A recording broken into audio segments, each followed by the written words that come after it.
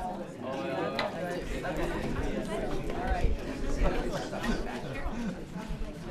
to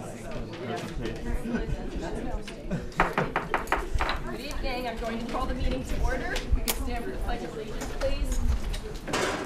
I pledge allegiance to the flag of the United States of America and to the republic for which it stands, one nation, under God, indivisible, with liberty and justice for all.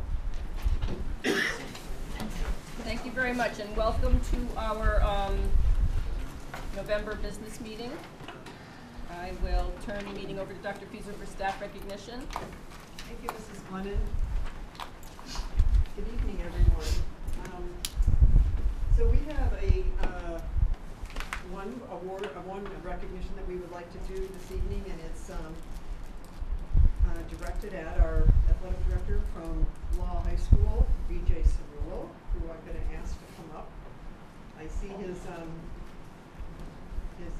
partner in crime there, Anthony Vitelli, is here as well, and of course Principal Fran Thompson from Law High School. I'm great.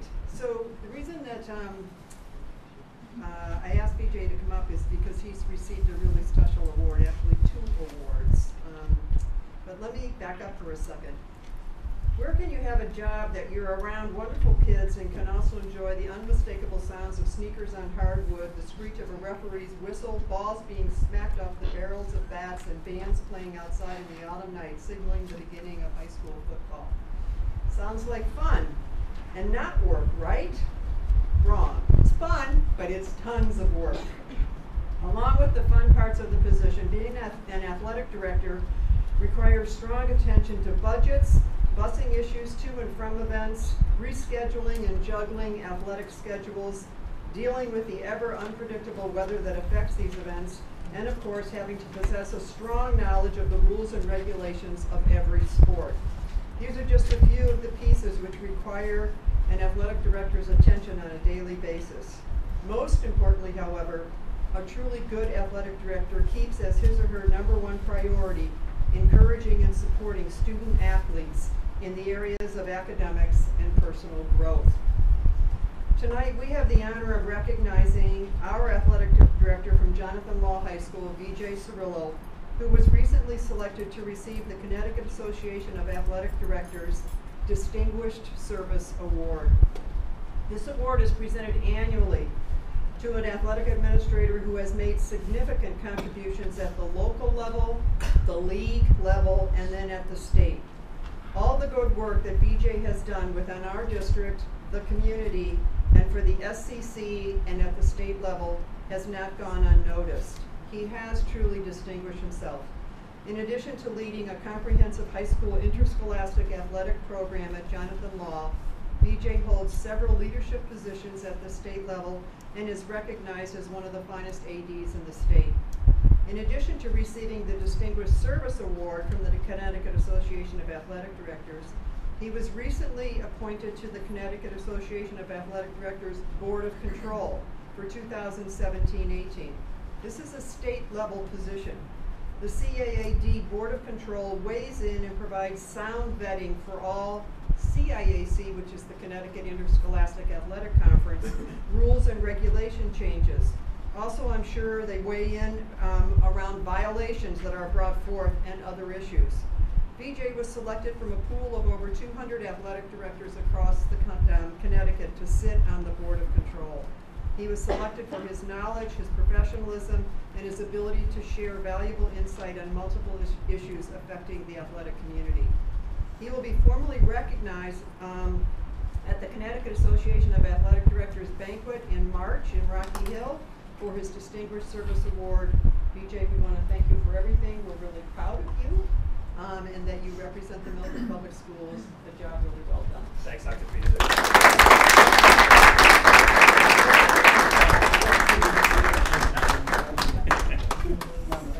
He's not, you know, the little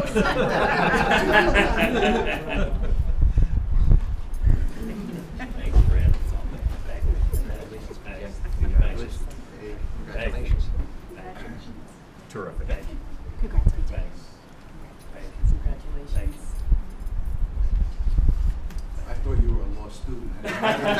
Thanks.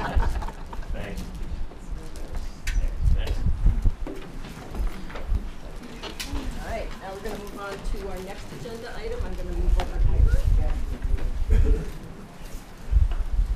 So tonight I want to recognize our board members who are departing us after the end of this term. So tonight's our last meeting. Serving as an elected member of a municipal board is not an easy job. It's one that we do out of love for our community and the desire to make Milford a better place to live. Much to the surprise of many, it is a role served without compensation. I estimate that in a 2-year term, a Board of Education member volunteers at a bare minimum 100 hours doing his or her board-related work. For most, the reality is easily quadruple that number in a 2-year term once you consider all the additional meetings, preparation for meetings, and events that we are invited to. Couple that with serving multiple terms and you have thousands of hours spent by your Board of Education members to help our schools be the best they can be. And for that, I want to give thanks to our departing board members, who I'm now going to call up in groups. I'd like you to come up so that we can recognize you all together. So having served 2 years, we have Susan Krasinski, Tom Jagodzinski, Walter Hagedorn, and Dr. Jess Gregory. If you could come up.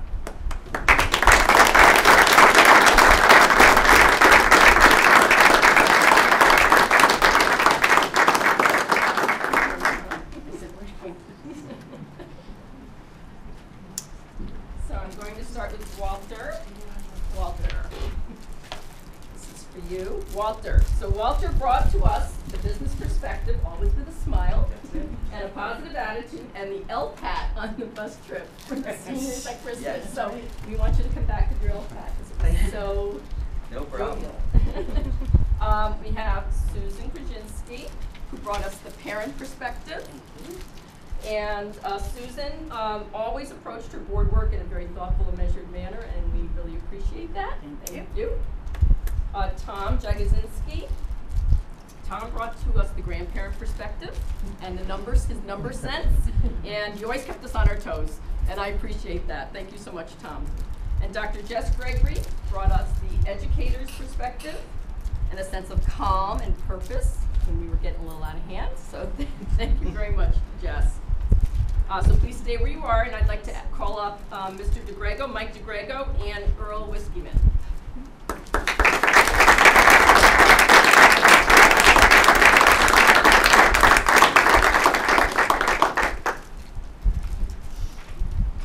So Mr. DeGrego, he has served with us 4.5 years on the board, and your stories livened up our meetings, Mike. We're going to miss your stories, and your police background helped us stay grounded. We were talking about those tough situations. Thank you very much.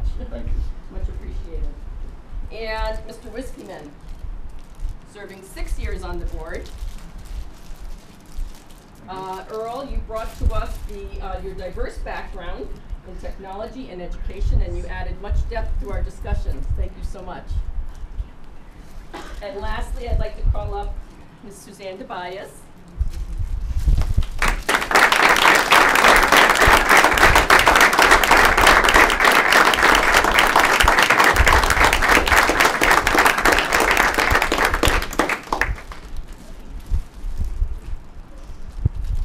Stand right here.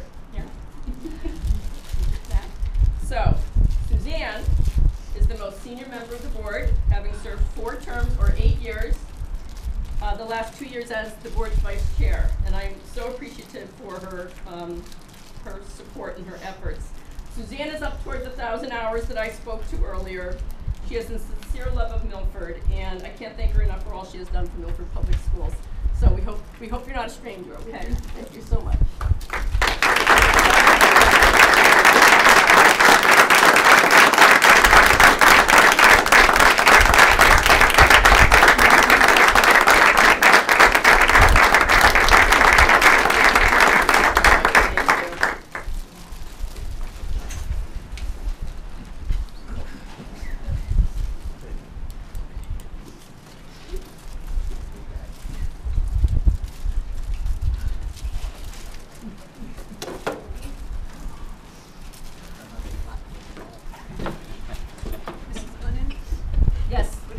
I offered a few thoughts. Oh, certainly, yes. Thank you, So, Dr. Fieser. just simply say it from my own perspective. I was shocked to know that the board was going to be turning over as much as it is, and that's nothing about new people coming in. It's just I expected that there wouldn't be so much change, but there is. And so what I would like to do, however, is to underscore what you accomplished as a board in the last 2 years, because it's remarkable what you've accomplished, and I think you should step away hopefully feeling like you really truly fulfilled your role as a steward of the Milford Public Schools and doing what's best by kids. So this is not in any order, but these are some of the things that you accomplished. First and foremost, you supported the creation of 2 new pathways in the school system, so that we now have a computer science pathway underway, and then the recently formed entrepreneurship / business management. Policies, which you're going to pass more policies tonight, and you probably at this point, it's over 60 policies you've passed in literally about 13, 14 months, which is remarkable. And the fact that we haven't done policies in this district with any regularity for years and years, it's huge what you have done. Transportation. The change in the walking distance for kids occurred within the last 2 years. The budgets that you've brought in, which quite frankly in the last 2 decades anyways, have been historic with respect to how low they've been, and yet really been supportive of the school system and enabled us to still really do justice by kids in as far as the programs that we offer and the kind of education. The goals and priorities that you set, which are they're 4-year goals, if you remember, and you also set priorities, and you use language to describe what are the skills and knowledge areas that you want kids leaving the Milford Public Schools to have, and that have become such a guide for us as leaders in the school system and in the school buildings and down to the teacher level. You also, you engaged in contract negotiations. Actually, the biggest one being the teacher's contract. But there were also several contracts that were brought before you in the past 2 years. And you were responsible for successfully ratifying those, which is really great. And then the other thing that I would just say as the superintendent is that 2 years ago when the board was elected, and it was a split board, 5-5, I have to say I had never worked with a split board, and I began working with all of you with a lot of trepidation, because I didn't know if vote after vote after vote would go straight down party lines, and of course we all know if it's a split vote, it's a no vote. And the reality is you worked incredibly hard to putting what's best for the school system first over the last 2 years. It's been, and I mean that sincerely, I've respected the work that you've had. You haven't always agreed with one another. You haven't always agreed with myself or Mr. Burt or Mr. Riccitelli, but at the same time, collectively, you managed to step above whatever the political scene was, et cetera, and make decisions around what's best for kids. There's nothing more that we could ask from you but that you would do that, and you have done that. And I will just say it's been a privilege to work with you as a board collectively, and I feel really good having worked with you with respect to what we've accomplished in the last 2 years and how you have modeled, I think, what a really good board is. So thank you very, very much, and I hope that those of you that are leaving because you chose to leave, I wish you well and hope to run into you. Those that you wish that you were going to be here, my hope is that you will remain still invested because you're needed. And those of you that are returning, you can help with respect to breaking in all the newcomers, which is going to be terrific. So thank you so much. Thank you, Dr. Pazer. All right, we'll move on to student reports. I think Jonathan Law goes first this evening.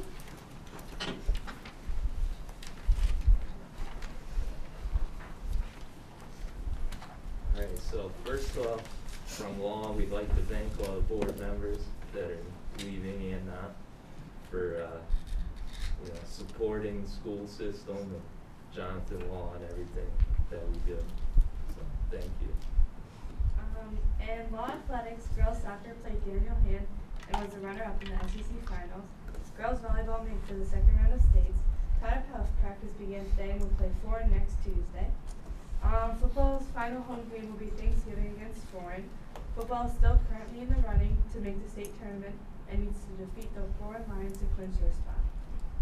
Alright, so in school counseling and college career news, the annual junior night on December 6th is a program for junior students and parents on the college search and selection application that's happening at one.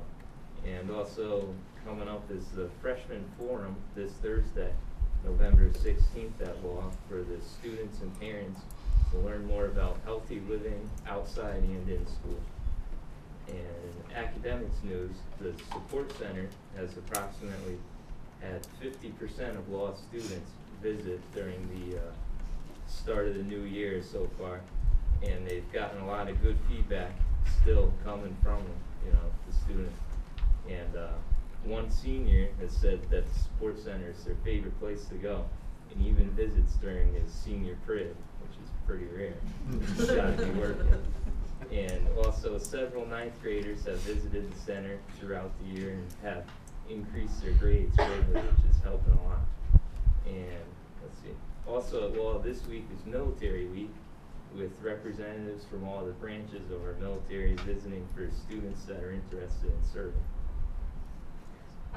In law amazing news, Spirit Week and a half has started and will continue until Thanksgiving. Retail 101 was a successful fundraiser run by Model UN the weekend of October 28th through the 29th. U.S. history students took a field trip to Franklin Roosevelt's home and Presidential Library in Hyde Park, New York.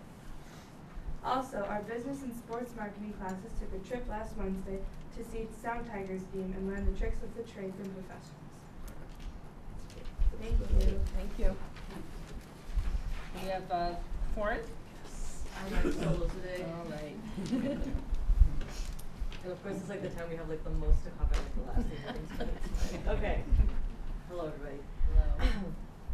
So on October 22nd through the 25th, 16 educators from across the state visited Foreign for our NEASC accreditation.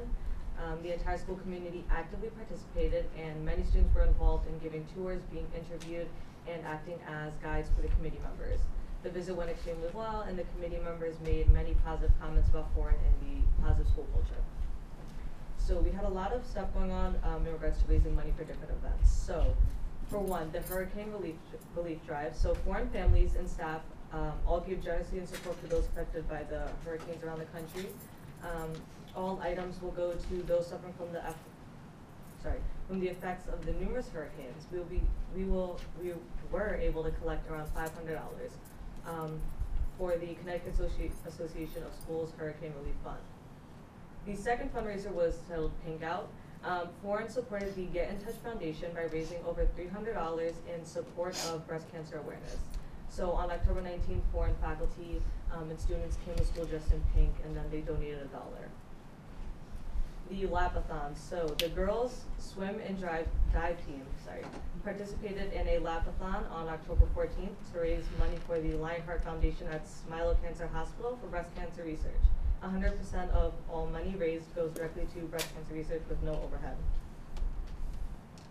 The Habitat for Humanity's Club sponsored Homes for the Brave, a 42-bed transitional housing program available to male veterans and non-veterans who are homeless. Items were donated to this great organization. Ms. Hoffer and students organized a Kindness Connection project that collected and delivered 30 pounds of Halloween candy to be shipped overseas to the U.S. troops. I love candy, okay.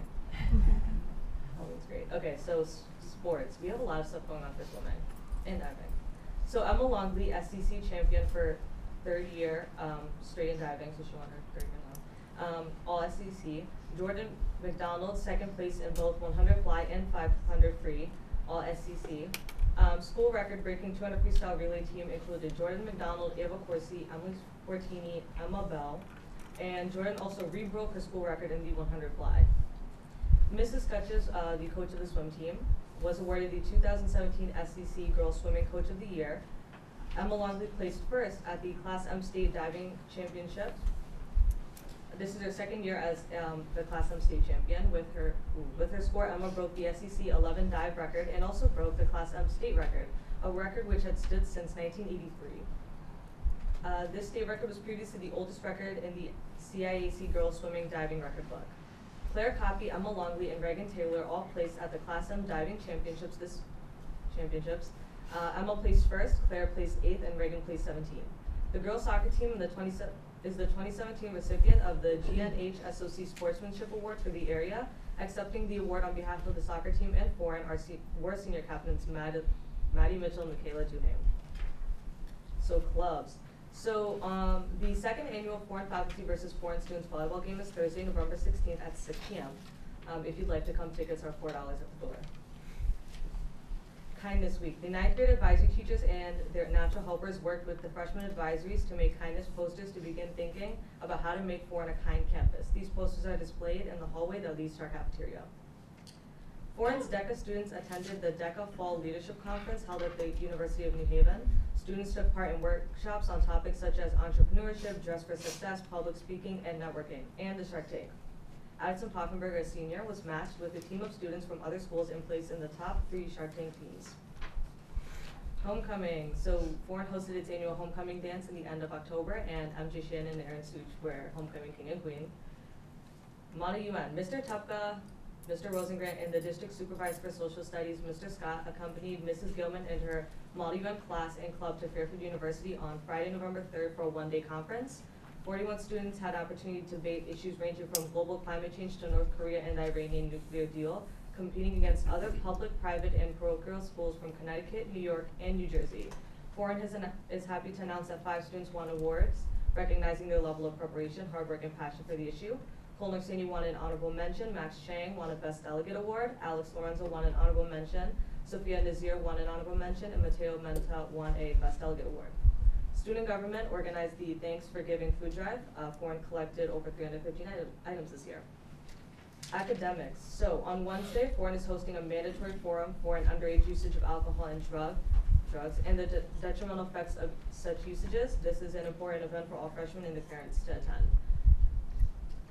Senior Ronnie Gull was selected as a finalist in the Hearst Foundation United States Senate Youth Program.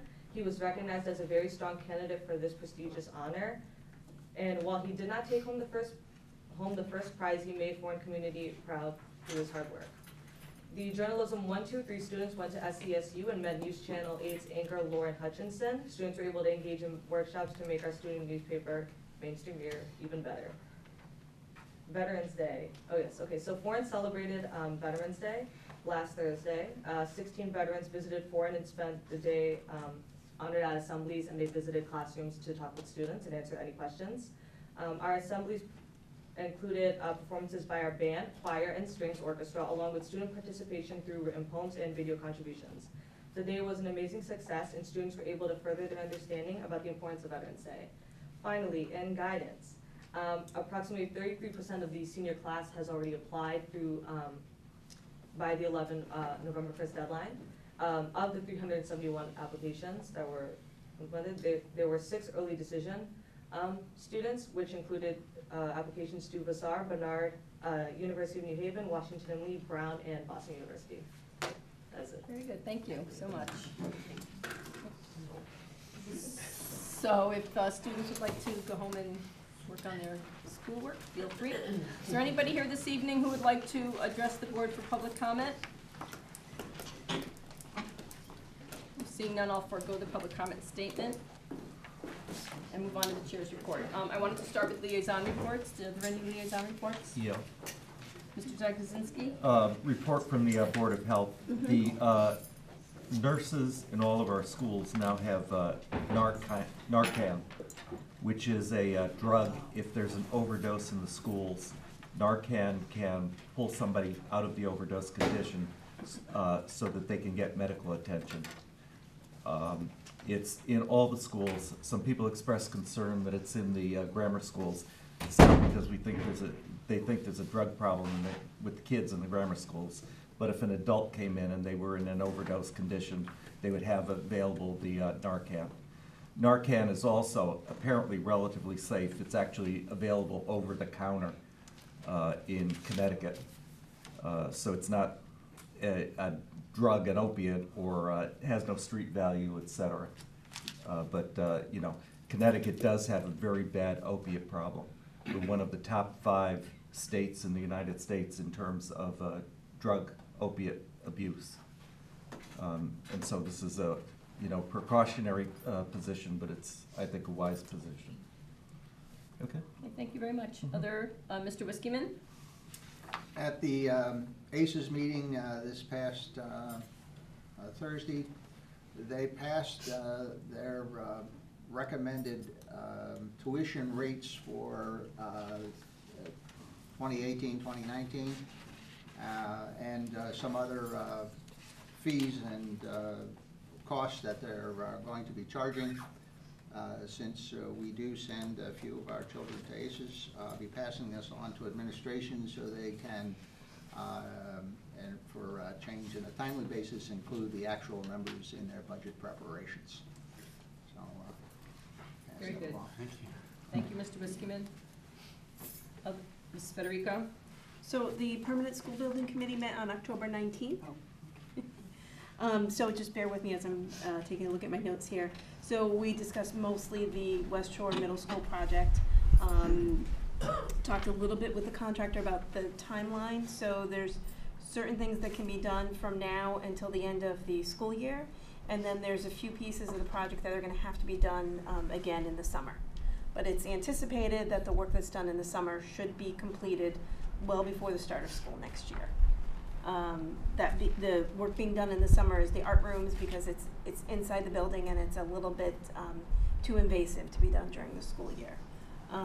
In addition to West Shore, we discussed the Harborside Middle School window project, which is just about completed, a few punch list items, and the roofs that were done over the summer. Those projects should be closed out by our next meeting, which is later this week. Very good, thank you. Dr. Gregory?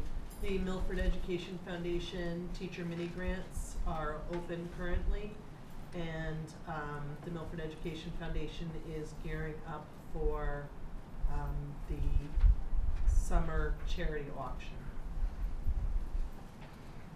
If the schools building the chairs again, do you know? Sometimes the schools build the chairs. Up to this point, the schools have always built the chairs, and so I don't know the answer to that question. Any other, thank you. Any other liaison reports? All right, seeing none.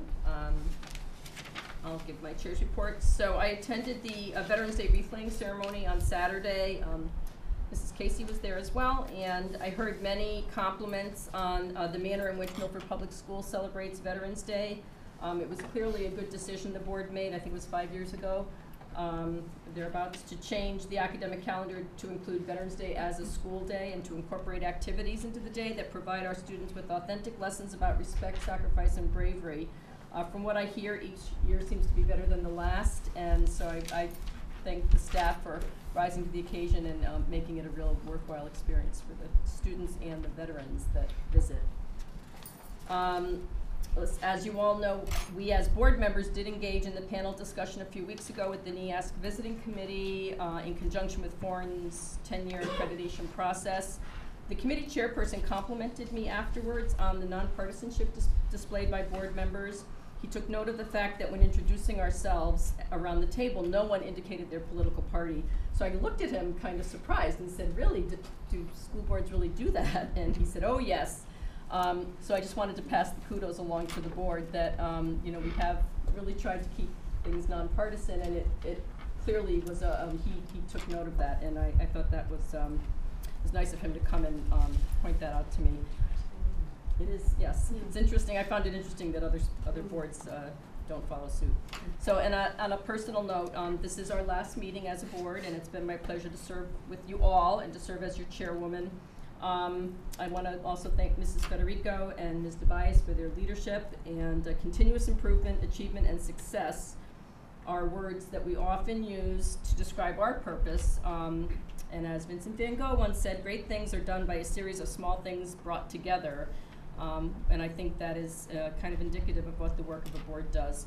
Seeking growth in the district is a continuous journey that does see ups and downs, and always will. I think we as a board of 10 members have accomplished a lot together, as Dr. Fieser mentioned, and we have much to be proud of. And I thank you all for the part that you played in that journey. So With that said, I'll turn the meeting over to Dr. Feaser for Thank you, Ms. her Bynum. report.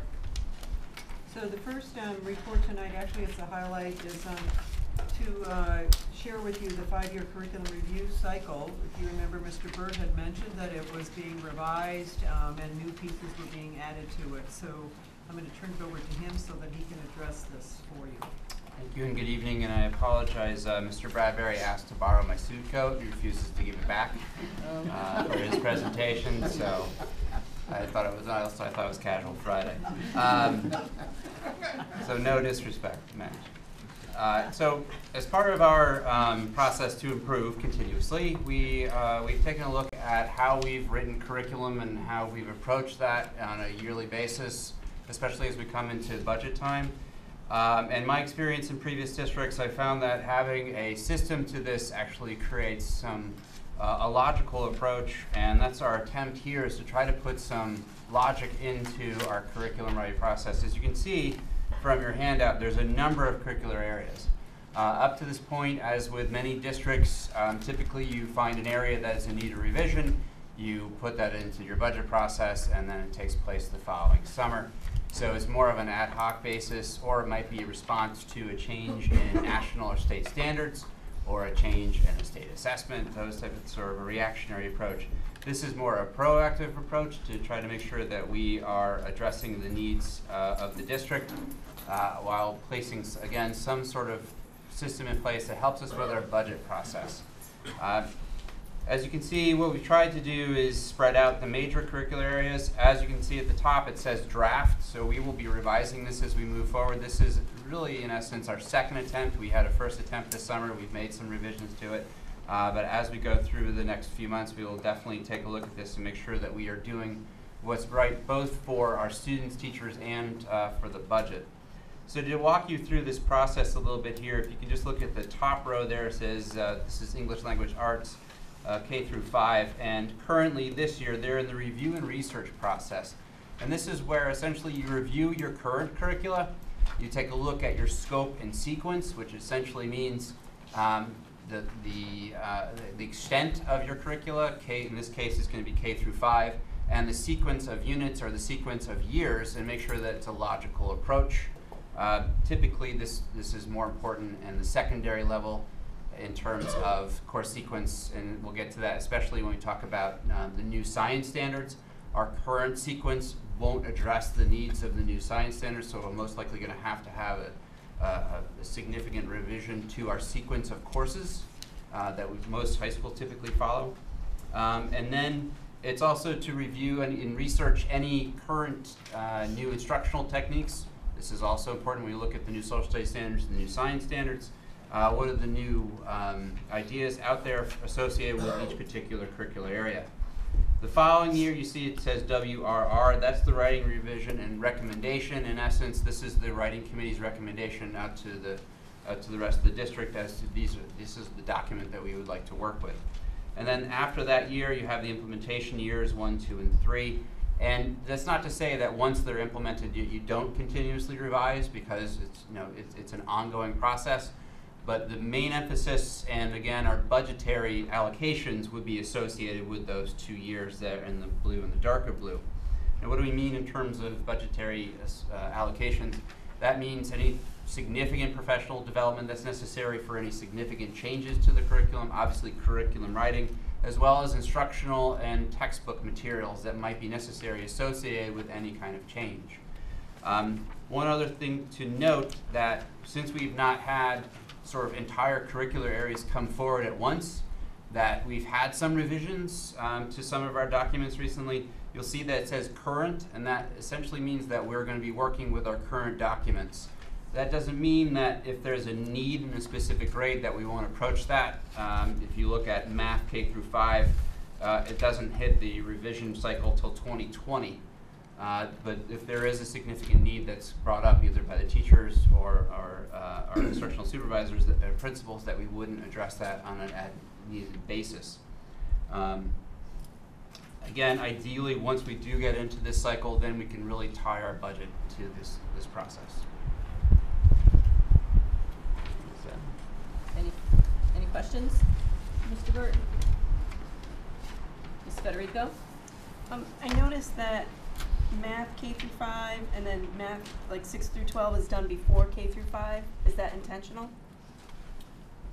Yes, I'd have to check with our math supervisor on that, but in essence, it was to say where's the greatest need. They've done some work in math in K through 5, essentially math investigations, bringing in the new process. 6 through 12 is really the area that they need.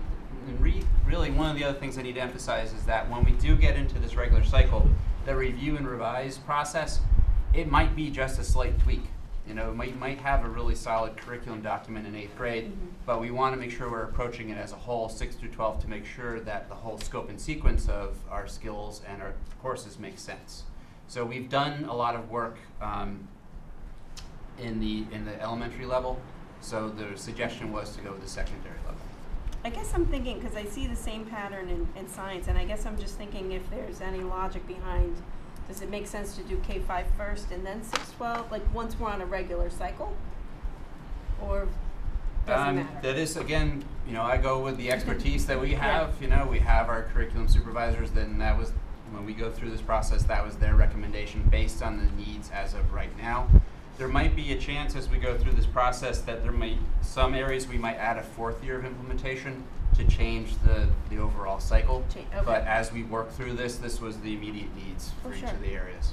Okay, that makes sense. If I could add also, you would have seen some change, say 2 years ago in the math when there was the recognition that the kids coming out of the elementary had investigations and math in the middle school had to change so that they were aligned.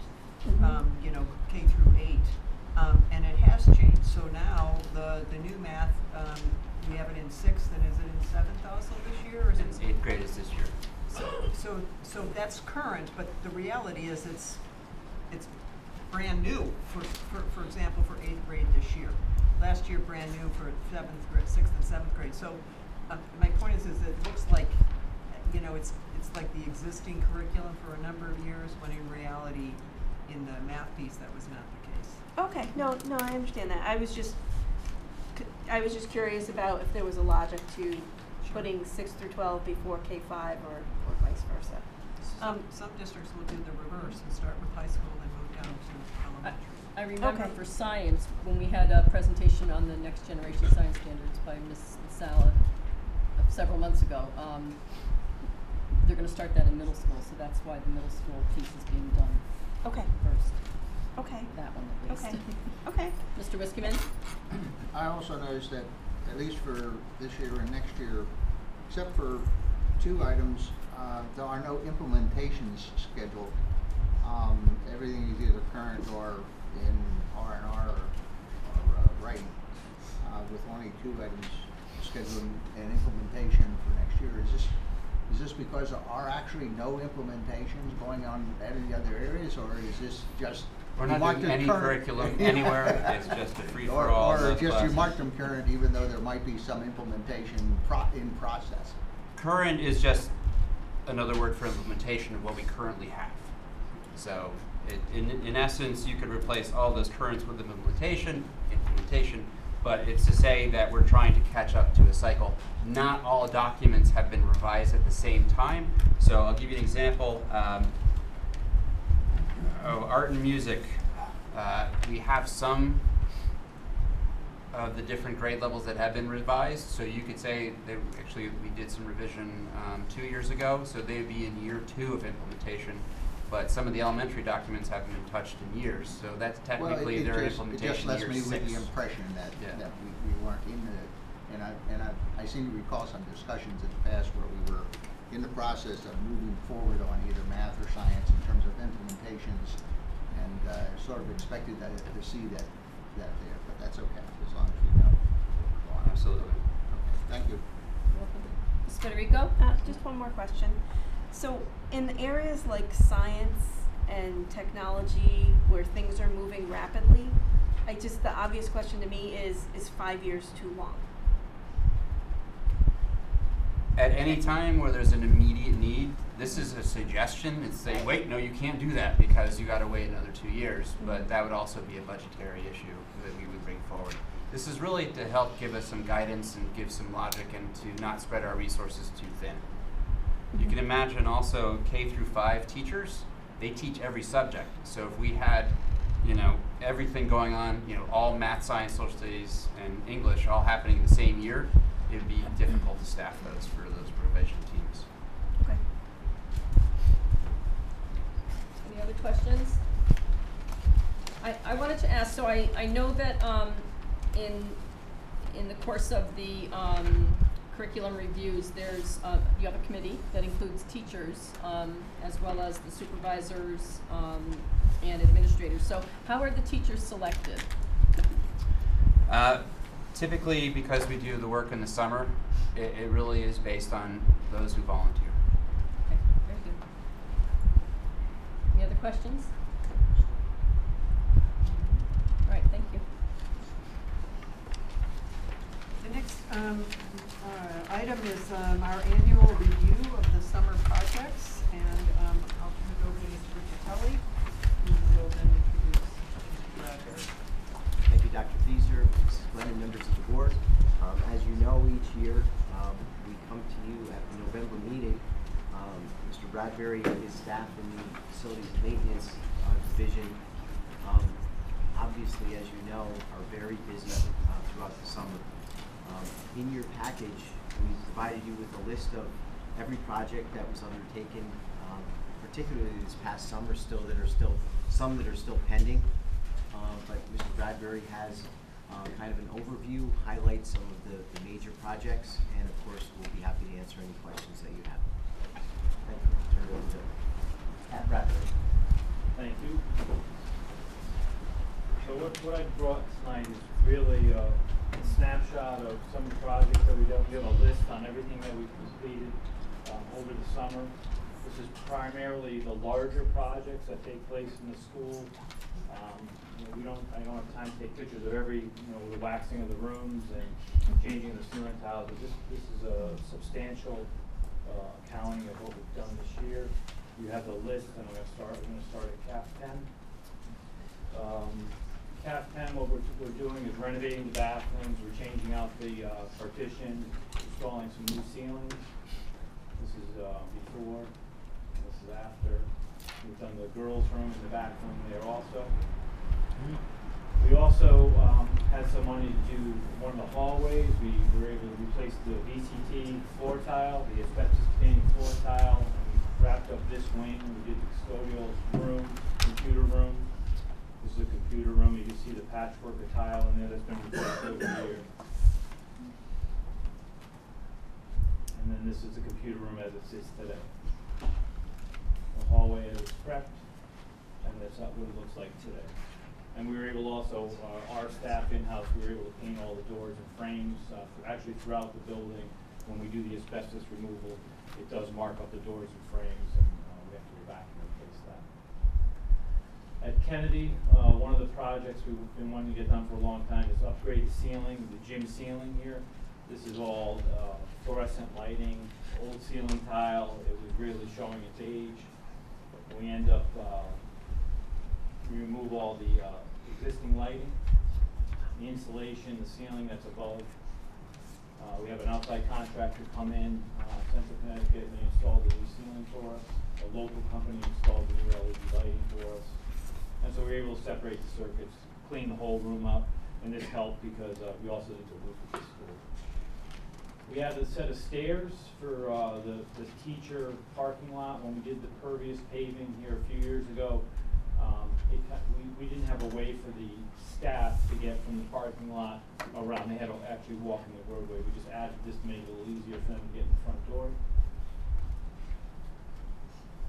Part of this project, we had to do some work to this catch basin. We had to lower this catch basin again to catch more of the water that was coming off the parking lot. It was really, we were just, the way the grade was just dumping too much water out into the roadway. We also did about 100 feet of sidewalk on the field side of JFK. Replaced the fire alarm panel and the per-field devices, which would be the smoke detectors, heat detectors, out throughout the building. We replaced the rooftop unit on the computer room. We were able to do this in-house with our own staff. We also did the roof replacement with bonded money from the city. Replaced all the flashings around the gym. We replaced all the slope sections of roof. We went with standing seam, such as similar to Harborside Middle School. This is the old roof, and this is the process that we go through replacing it. That's the standing seam roof that's on the gym and on the computer lab. The other piece to this project that I added, the first time we did the first section of roofs, we did not replace any of the exhaust fans that were on the roof.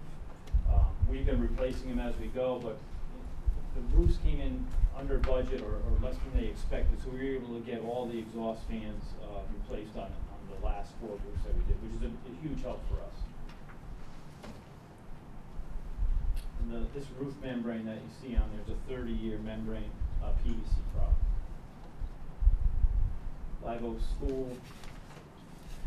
These are some of the cubbies in the back wing of the school that we're able to replace.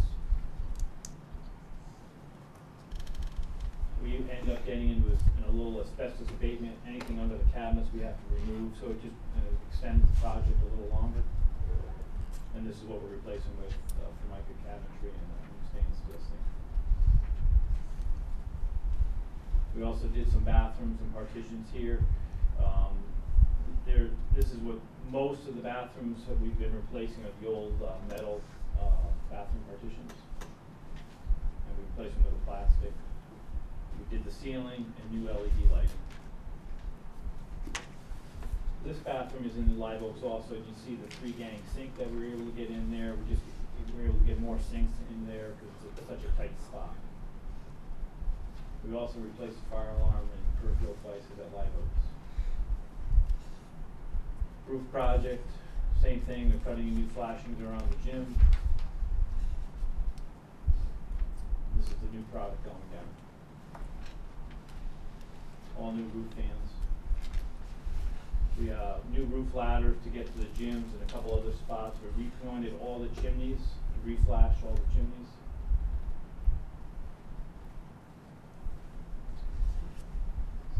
Matheson School, we did some work in the main office. This is original carpet that was there from the addition. We ended up replacing it with VCT tile.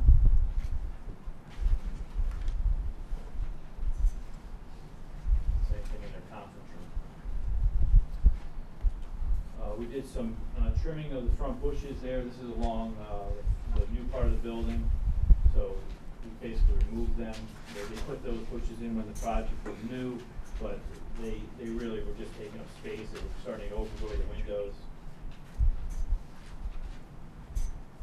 We had to replace one of the doors in the custodial room from the outside. That outside school. Same thing, art room. Art room was the last classroom of cubbies that we had to replace out there. Replace them. Same product that we have throughout the school district. We did a new mailbox in the front office. We renovated their mailbox setup for the teachers. We're in the process of installing a new playscape on the back parking lot, off the back parking lot, in the back area. And another project that's on slate for them is right to the right of that playscape. We're going to extend the sidewalk out to the back property. There's access to the apartment complex back there. We're going to end up putting some lighting in there to light the path. We replaced the rooftop on the classroom edition, HV1, for this does the back wing classrooms. Again, we were able to do this in-house. And this is the roofing project here. It's a removal. This here, this was a good picture to see.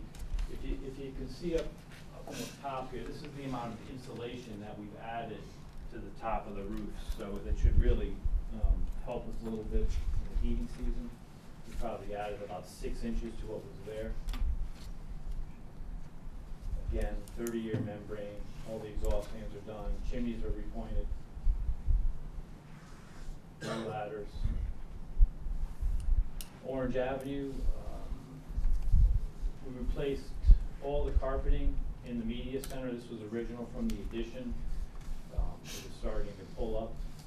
So what that involves is emptying this entire space. So that means packing up the books, working with the media specialist to make sure they get them packed the way they want, and then installed back in September.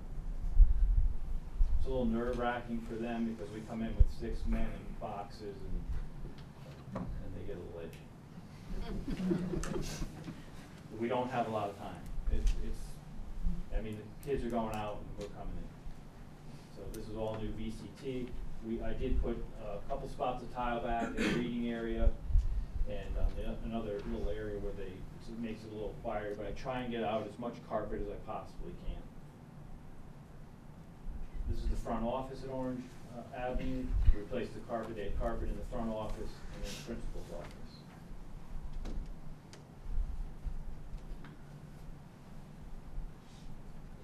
And we replaced the cafeteria tables at Orange Avenue. We're in a process now of going throughout the district and replacing the cafeterias. I think I've done 2 or 3 with this new style. They have new locking systems and a mid-lock key that prevents the table from ever popping out. As these units get older, that's when the issues become, when they start to put them back into the pockets. Sometimes they don't fully engage. We've added safety brackets to all the other ones we haven't replaced yet, just as an added safety feature. Orange Ave roof, this is the Dow Corning roof that was on all the schools that you've seen so far, which was removed. All new roof drains. This is how they dispose of the material. These are 100-yard trailers that they park alongside the building and really just pile the material in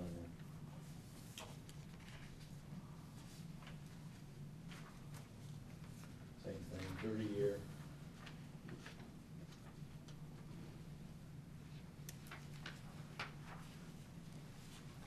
We were able to replace some sinks. We've done this in 4 of the bathrooms here. I'm leaning to these gang sinks, we call them, only because we can get 3 fixtures on one setup. Lunchtime is a critical time to get the kids in and out of the bathrooms, and at Orange Ave we were having a tough time with the preschool lining up at the sinks and not being able to get in and out. We ended up adding a fence to the back of the playscape here, and then part of what we have to do is we do this call before you dig, which you see is marked out on the pavement there, but it all takes time to get everybody's utilities in. And then we've added fencing to the back. We've added some buddy benches. And I think we added a picnic table to this also. This is at Orange Avenue. Orchard Hills, I haven't gotten to this work yet. This is some outdoor lighting. All the schools in the multi-purpose room are adding strobe lighting, which I'm putting that package together now. What that package includes is in the cafeterias and in these rooms, it's very difficult to get their attention if we had a lockdown situation. So we're tying this into the intercom. So if there was an announcement to go out, we'll probably have a colored strobe that will go off into the room just to alert the occupants that there's some information coming over they might want to pay attention to. Pumpkin Delight, I'm getting ready to do some sidewalk replacement in the back. And same thing with the strobes. All the gyms, I have money aside to do everything. This just happened to be a picture I took. This was the Sunday before school opened. It's not often I'm able to get in and see all the schools, but there was actually nobody in here. We just waxed this floor, and that's the best it's going to look for the rest of the year. This is part of the work that we're going to be doing with the sidewalk. There's some picnic tables out there. We're going to remove this gravel area and pour a little sidewalk, a little, not patio, but a little extended sidewalk there. And we're going to replace all this sidewalk out to the playground, and we're doing another ramp or another sidewalk from that door out to the basketball, because that's where they have that's where they meet in a fire drill or something they have to evacuate the school, and we want to make sure they have a clear path to get out there. Sure, I don't think I have any. we did some repair of a band storage door out there. It's a big, heavy insulated rolling soundproof door for them. We had to repair that. And we had a sanitary sewer line. Unfortunately, I didn't get you a picture of that. But this is part of the other work that we do that really nobody knows about is, you know, we're having trouble with all the old piping systems that are in the slabs. The paper that's going in there, that people seem to be using more and more paper. We're converting to more hand dryers now because we're having a lot of backups. Harborside, we replaced the rooftop on the ABCD room area. We did this in-house. Air conditioning and gas rooftop. This is part of the window replacement. This is all a drive-it panel, a styrofoam panel that goes around all these windows that were put in the 80s. And this is really the first day we're getting ready to do some, there's PCB caulking and asbestos removal to do from the exterior. This is after it's been abated, and you'll see the plywood there. We plywooded all the bottom, the lower floor rooms, just to make sure nobody would get in. And then this is the inside view. Again, you see the one double hung window, and each side of that is just drywall, but we've extended out the clear glass to each side. And that's what it looks like today. So all the bottom hoppers open. We did the entire building except the cafeteria, that was all set. And that's another classroom. It just opened up a tremendous amount of lighting into the classroom. We ended up getting roller shades for all the windows. A nice clean look to it. And that's the front of the building. You'll see here, you'll see a couple of these areas here where the lower awning windows are whited out. That's where the air conditioners go. We put these air conditioners in for 504, anybody that has a need. And so what we've done is, in-house, we've made up these panels, these inserts, that we're able to take the operational hopper out and install this panel, and the air conditioner fits on that. And then we just insulate it for the winter. But we have to take all the units out. We do about 130 to 150 window units every season. That's fall, we get them in for September, take them out for winter, we put them in for spring, take them out for summer, and move them for summer school. This is a computer room we added on the second floor of Harborside.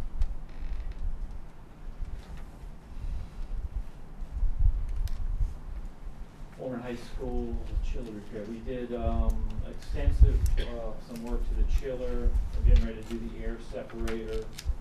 Just normal wear and tear. This is the security booth. We replaced this glass. This is bullet-resistant glass in the front of former high school. This is the long jump pit. This is the runway. We just poured that. We're just finishing that up. Today, we had to move the container, so we had to do some grading, and that container just got moved to the left, closer to the tree line. That's just for some track storage and stuff we have. Like tennis courts, I repainted the tennis courts. This paint started to fail. It was starting to get slippery, and it was almost like the sand or whatever's in the paint was releasing, so we ended up having the courts repainted. We're going to do laws next spring or summer.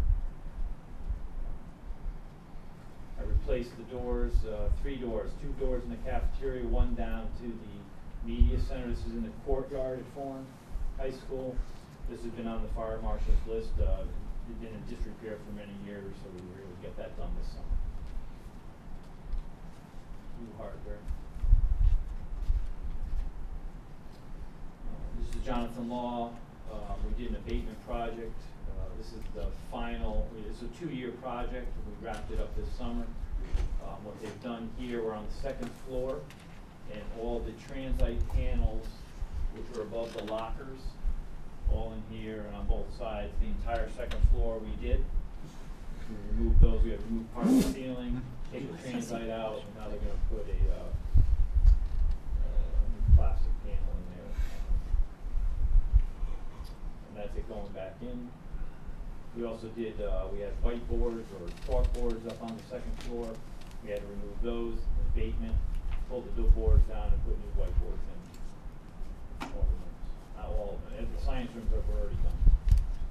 We also did the teacher's room.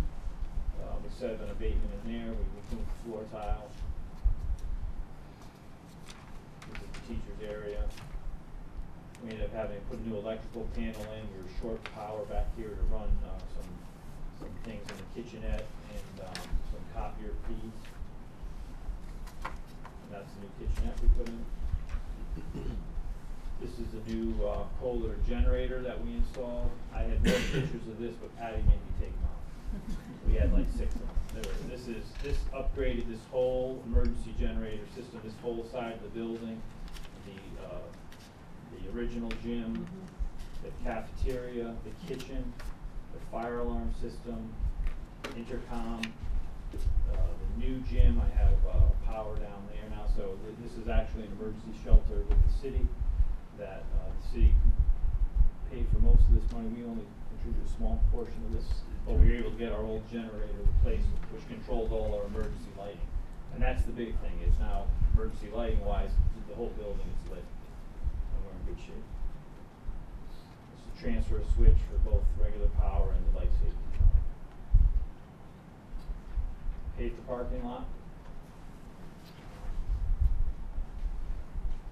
So we had this done this summer. This part of this sidewalk work was done. We had some conduit that ran underneath this sidewalk out to the new generator site. But we were able to do the whole student parking lot and the path down behind the new gym. This part was original, probably 30 years old. It was all cracked and needed to be repaired.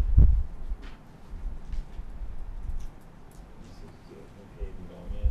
We did all new curbing on the back side of the property on the whole parking lot. And then we relined it.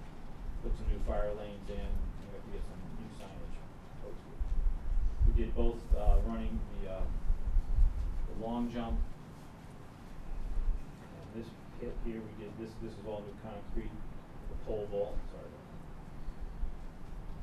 This all had to come out, and then we installed the new vault box and the stanchions for the pole vault supports. And then it's the long jump, and they're running to us into the sand pit. The academy, we ended up, we put a new sign up for the academy, something we've been asking for. This matches the same one that's on 150 Gulf Street, the city building. Parsons Complex, we did some work in the main server room. I had to shift some loads around on my battery backup, and how that supports that. And we're gonna add a little bit of power for some new servers. And we did a little bit of abatement. We changed out some carpet, which we did a small abatement into the foundation. West Shore. I purchased some new cafeteria tables that should be coming in. We're replacing all the tables. Right now, the custodian has to not only set up the tables, but set up 8 separate chairs around each table. It takes them a massive amount of time, so we're replacing all the tables as they get rolled out and set up and saving some time. This is part of the project. This is what happens at the state level. So what we have to do is we go up for almost a full day, and we get to sit with the state and go over all, page by page of the plans for everything for West Shore. The abatement coordinator there also, Silver Petroselli's there. It's a long process. If anybody would like to go someday, please ask. This is West Shore Middle School. Where the heavy work has been is, this is the media center. This is the classroom area, which we are now occupying, these classrooms. The gymnasium is not complete yet. We're still doing a lot of work down there. And then we do not have access yet to the front of area A, which is the new administration wing. We should get that back beginning of December, and we should get the media center back. They're telling me before Thanksgiving, but that's getting pretty close. And we have furniture to install and get the media special set back up, so we'll probably be a week doing that. Part of these projects are, we have to pack up a good portion of the building. For this project, I have 9 trailers. I had 9 trailers on site that we loaded up from the media center, classrooms, gym equipment. A ton of material went in there. I think we're down to 5. I think I'm down to 5 now. I think we're down. So we've emptied quite a bit, but we still have a long way to go. This is prior to construction. This is what the front was, the side, and the field side, I call it. This is the front addition going on. They're just getting the foundation in. The back, this is the field side. This is where the gymnasium and the stage and band and chorus wing are going. Right now you're looking at the band and chorus wing, then the stage, and then the addition to the gym. This is the front of the building. We've seen, this has pretty much has been the look of West Shore all summer long. A lot of shoring has been installed. This is the back side of the gymnasium. This is from the field side, Milford Point Road, looking in. The one wall, the gym is out, and they're actually set up to do an abatement in there at this point. These are the field conditions here. This is they now have use of the area right behind those trailers. All those trailers are gone. All those construction, those Conex boxes are gone. The dumpsters are gone, and that's what the kids are using for gym class, and anytime it's nice, they get out to that.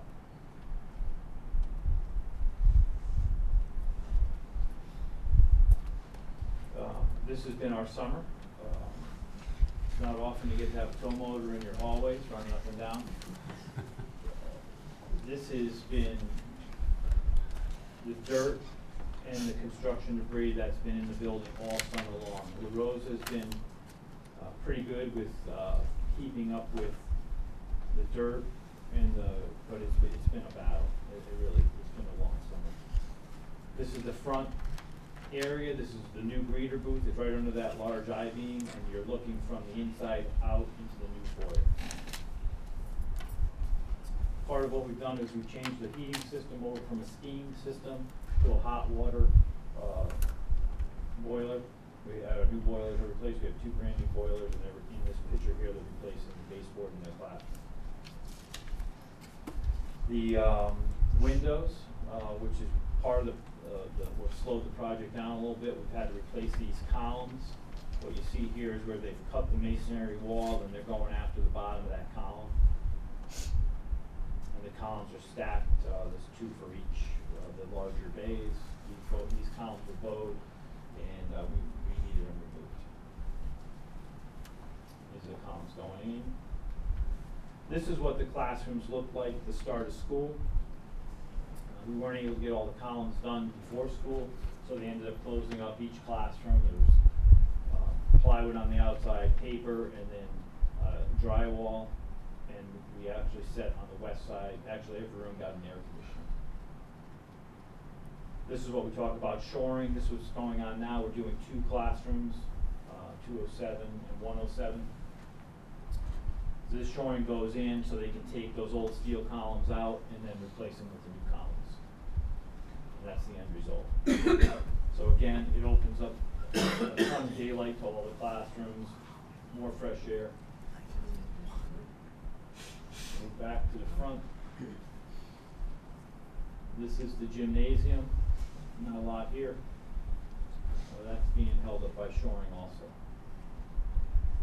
And that's the wall to the left of that red shoring is that whole entire wall had to be abated. It had some asbestos waterproofing on between the block and the brick. Again, a lot of demolition. This is our courtyard. this is what we have buried in the courtyard.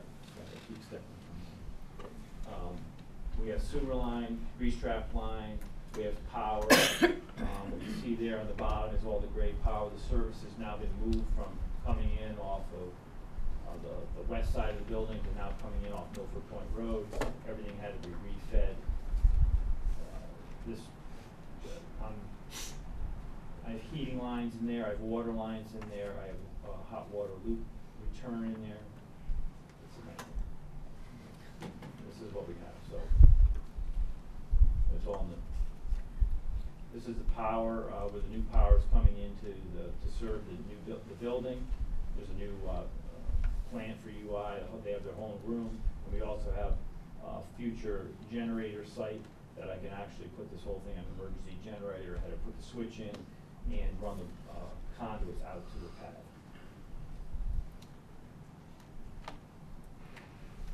The west side of the building is going back together. This is the band room, chorus room, construction going on. Demolition. They were still doing demolition. I could probably do it the day before the kids were coming in. This is the back side of the gym wall. All the plumbing in the existing bathrooms, we redid all the plumbing. This is the roof. They're getting going on the roof. They re-roofed the entire building. But as you can see throughout the pictures, we're into every area of the building. I mean, we're everywhere. This is the back parking lot. Off to the left of the picture is the retention pond for just groundwater before it gets filtered before it heads out to the wetlands. This is just a couple pictures of the front as it goes together. New storefront. This is the framing for the zinc panels that are going on. This is the front of the gymnasium. They pulled the whole gymnasium front out for storage, sprinkler room. And as you can see, the canopy is now, it has the panels on it. Inside, this is the future greeters booth. This will get all glass around it. And that's the new front office, which you'll actually see once you come through the second set of doors. This is the lighting in the main lobby that's hanging now. This is the media center. This is prior to abatement. Everything's been taken out. All the cabinets have been gone. Ceilings out. This is as it's going back together. This is a classroom as you come through the media center doors on the right. And this is how it sits today. Pretty much all closed in. Windows are in. Flooring's going in. This floor is prepped, ready to go. They should start putting that in the next day or two. This is the back side of the meeting. We were able to get a couple of these water fountains in. They're bottle fillers too, so the kids can fill their water bottles up at these fountains. We just added 1 to 4 in high school. This is in the back corridor on the field side, looking at the media center. This is all new. Second floor, this is what it looked like all summer. This is what it looks like now. This is first floor. This is what you see at the top of the picture is a massive pull box to get the service down from the boiler room back out to the new service point. This is what it looks like today. We got some new bathrooms over by the media center. This is the boys' room, girls' room. This is a classroom. It's a computer lab. I think it's world language right now. We've kind of shuffled some people around over there. And this is another classroom on the field side. And that is it. So that was pretty much West Shore was the largest part of that presentation. Any questions for Mr. Bradbury? Mr. Grego. Yeah, Mr. Bradbury, I appreciate that new water fountain. We have that at the YMCA. It fills the bottles up in seconds, you don't have to wait online. What I really want to say is, a lot of the board members never worked with you the way I did, being on the facilities committee. You know, you come in and give a report, but nobody worked alongside you like I had the privilege to. And I want to tell you, when we were on the West Shore project, East Shore project, Mr. Riccitelli, when we'd all meet together at East Shore, I used to secretly have a nickname for Mr. Bradbury, the Yes Man. Why do I call him the Yes Man? Because he never said no. When it was me, Mr. Quish, Mr. Hardiman, Mr. Vitale, somebody would ask a question, the builder would look at the architect, and the architect would look at the builder. And it's like, it wasn't a question for them, and then all our heads, like we were one simultaneously, used to look at Mr. Bradbury. Like 15 heads moving, and here's Pat. And he goes, and he would be proposed a question, and Pat would go, yes, I could do it. Provided I can take a guy from this building and bring him here, and a guy from this building and bring him here, or you let a guy work an extra hour. He never said no. Once a question went to Mr. Bradbury, no was not in his vocabulary. It was yes. I used to call you the yes man. Thank you very much, Mr. Bradbury. That was a concise report. Thank you very much. Any other questions for Mr. Bradbury? Thank you very much, as usual. A job well done for your crew over the summer. Thank you very much. The next item on the agenda is the annual athletic report, and I'm going to turn that over to Mr. Riccitelli.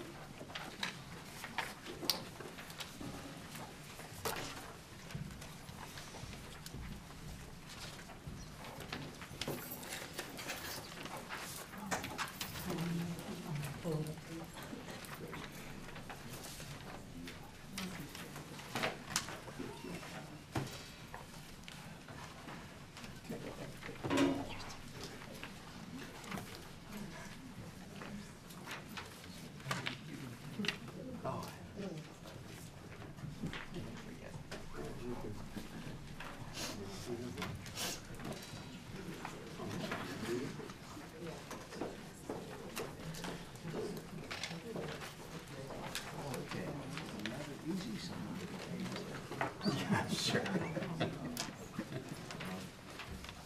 Okay, once again, thank you, Mrs. Glenn, and members of the board.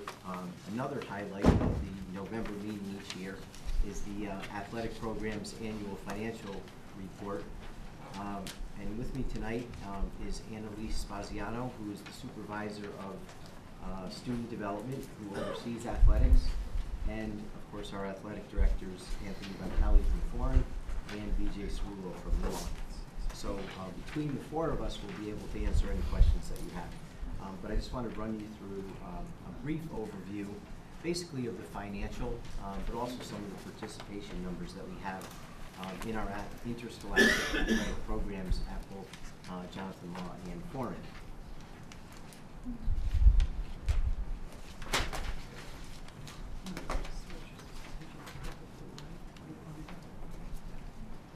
Okay, so just some slides. Milford Public Schools offers participation at both high schools in 24 interscholastic athletic sports that are sanctioned by the CIAC, as Dr. Fieser talked about before, Connecticut Interscholastic Athletic Conference, who sanctions sports in the state of Connecticut. Great care is given to equalize and make sure that both schools have equal opportunities for their student athletes. This report is generally the finances of the program, but again, as I said, there will be some participation numbers that we'll talk about. Again, 24 sanctioned sports, but in addition, there are other things that we kind of include in the athletic report. Things like unified sports, powder puff, and fencing, just to name a few. Those are not CIAC sanctioned, but we do offer those in our high schools. Just to touch on them quickly, Unified Sports, it's a registered program of Special Olympics. It partners students with and without intellectual disabilities for training and competition in various sports. Competition now is held in soccer, basketball, volleyball, softball, wiffle ball, and bowling. It's approximately 50 to 60 students between the two high schools. And additionally, we have a unified sports program in our middle schools. The Powder Puff game, it's not, again, not a sanctioned sport, but it's a source of great pride for both schools and the community. The Powder Puff game is held it used to be the night before, but to allow a night for weather, in case they need it, the game is held the Tuesday before Thanksgiving, and it's a flag football game between the girls at foreign and the girls at law. Again, up to about 50 girls from both schools participate. The coaches for the event are volunteers from within the program, and the game is always very well attended, and the gate receipts are included, as you'll see later on in the report, in the overall gate receipts for the district.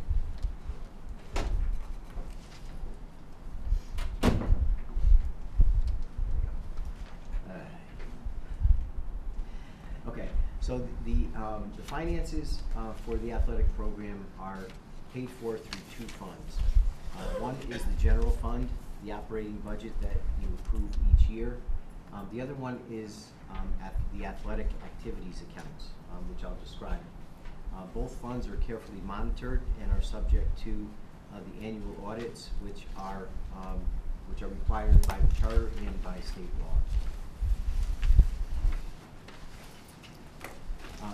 General funds. These are typically or representative of what types of expenses are paid for through the general operating budget. Coaches' salaries, transportation, athletic trainers, insurance, equipment and supplies, and uniforms. The athletic activities accounts, these are, I want to say primarily, but pretty much all generated by ticket sales to the athletic events.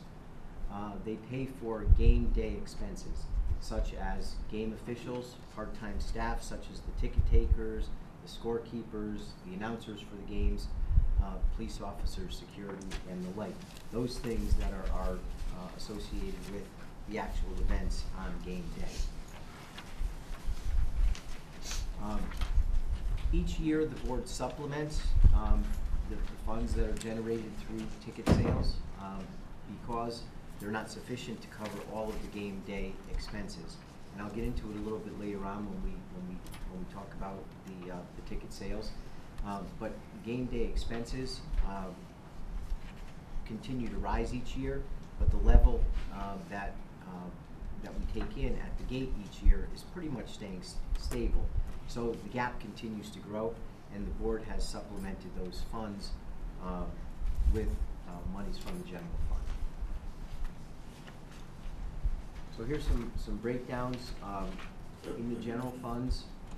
You can see the amounts. I won't go through each one, but you can see the amounts that are expended at both high schools and the game operations that are supplemented through the general fund. And in addition, besides the 8201 account, which is student athletics, you would also find athletic expenses in the transportation account, account 5104, the coach's salary accounts, the athletic trainers are in account 3306, which is contracted services, and then athletic insurance, which is account 5201. So the total expenditures for the athletic program through general funds is $1,129,150.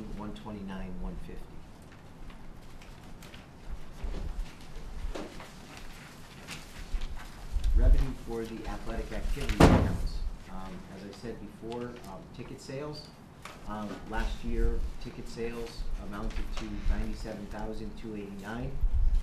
The game day operations, which I previously stated that you supplement, the board supplemented $41,000 for into the athletic activities account.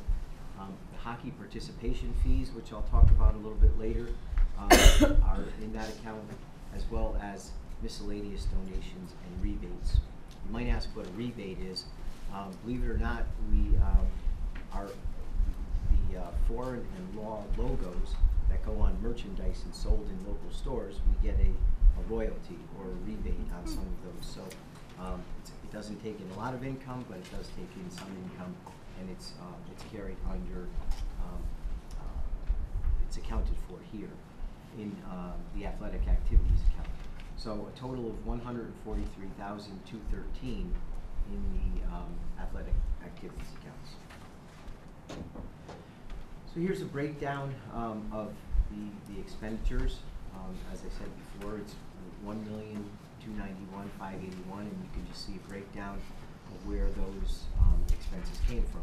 You know, the coaches, the transportation, insurance, game operations, and right down the list. Again, I won't go through all of them, but you can take a look at them, and everything is accounted for in those particular categories. So ticket sales. As I said before, ticket sales is relying upon a variable source of revenue to fund fixed costs. And when I say that, what's taken in at the gate varies greatly depending on many different things. Probably the most biggest one is weather. If you have a game where it's 30 degrees and pouring rain out, you're going to take a lot less at the gate than you are if it's a beautiful night and it's 60 degrees out. Other things, other factors, you know, if it's perceived that the game's going to be lopsided, people may not come out to it. And so the thing that you should understand is that regardless of how many people pass through the gate, the game still has to be played, or the game will be played, and the expenses will be incurred. And thus the gap continues to rise each year in what we take in and what we actually pay out in those expenses.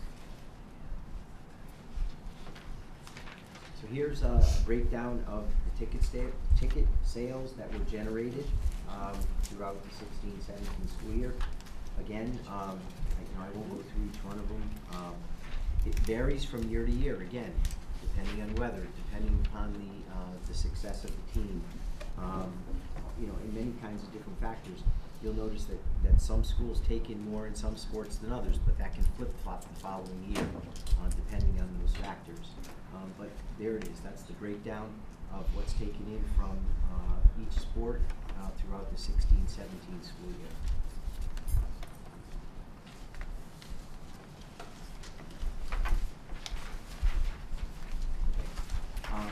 Just a little bit of history.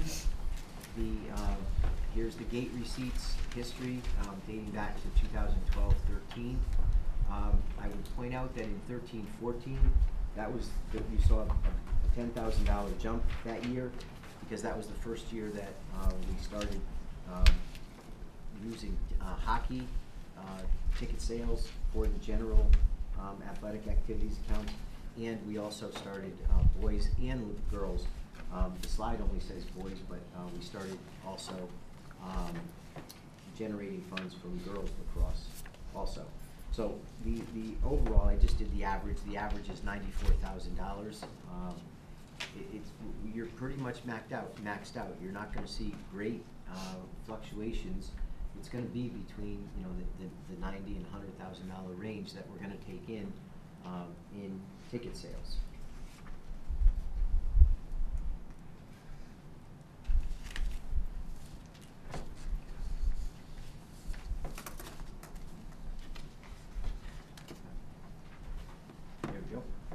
So here's some participation numbers, and I will point out that there's one error on this slide.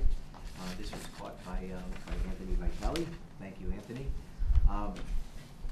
This is the participation, the number of students who participate by sport by season. The one thing is boys swimming is not a fall sport. It's actually a winter sport. So the total for fall sports, is 512, and the total for winter sport is 402. So just flip-flop the 29 students who participate in boys swimming, and those are the correct numbers.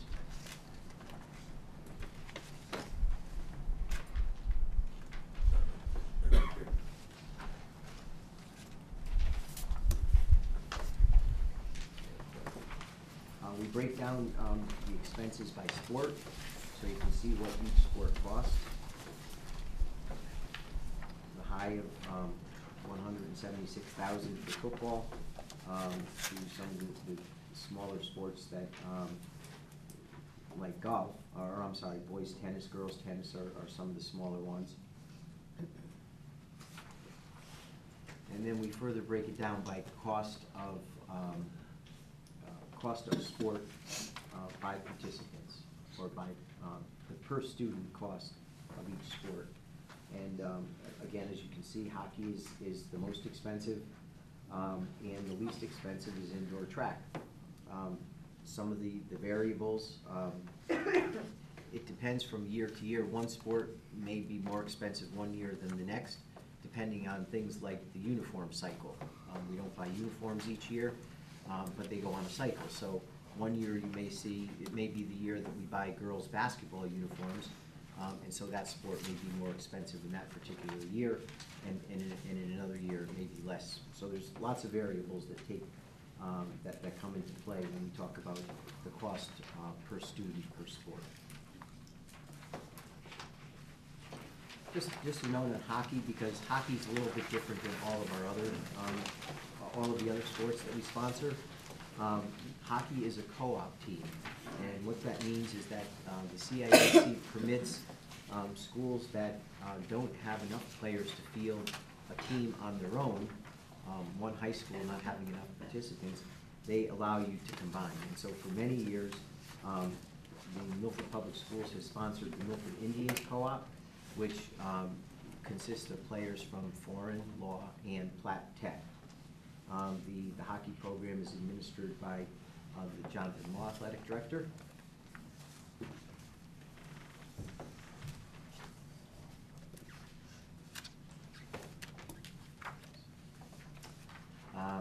In hockey, again, besides being a little bit different with a co-op versus a per school team, it's also funded a little bit differently. The board, through your general funds, pays for coaches, transportation, athletic trainers, and most of the ice time. Game day operations, again, are funded by ticket sales. Platt Tech contributes $600 per student who plays on the team, and other expenses such as uniforms, equipment, et cetera, anything that's not paid for by the board or through the participation fees is passed on to the players. So the players also pay a participation fee on top of what is already funded.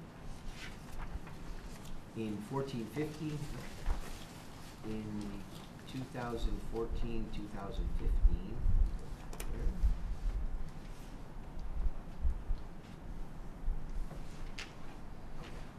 in the 14-15 school year, the Board of Education increased its funding somewhat significantly for the hockey program. Some of the additions that year were paying for a second assistant coach. They paid for, the board paid for additional ice time and paid for transportation.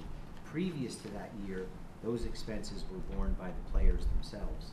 And so the board at that time, it was a goal of the board at that time to continue to increase the funding for the hockey program until it was a fully funded program. And you can see a history of the participation fees per hockey player.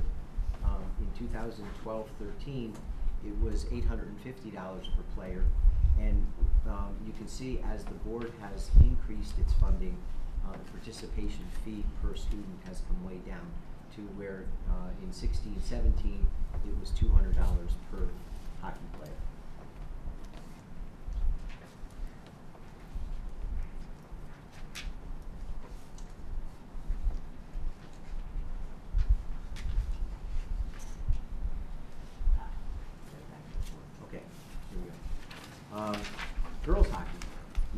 Schools does not have a girls hockey program. However, our girls do participate with the Notre Dame of Fairfield co-op hockey team. Students from law and foreign are eligible to participate.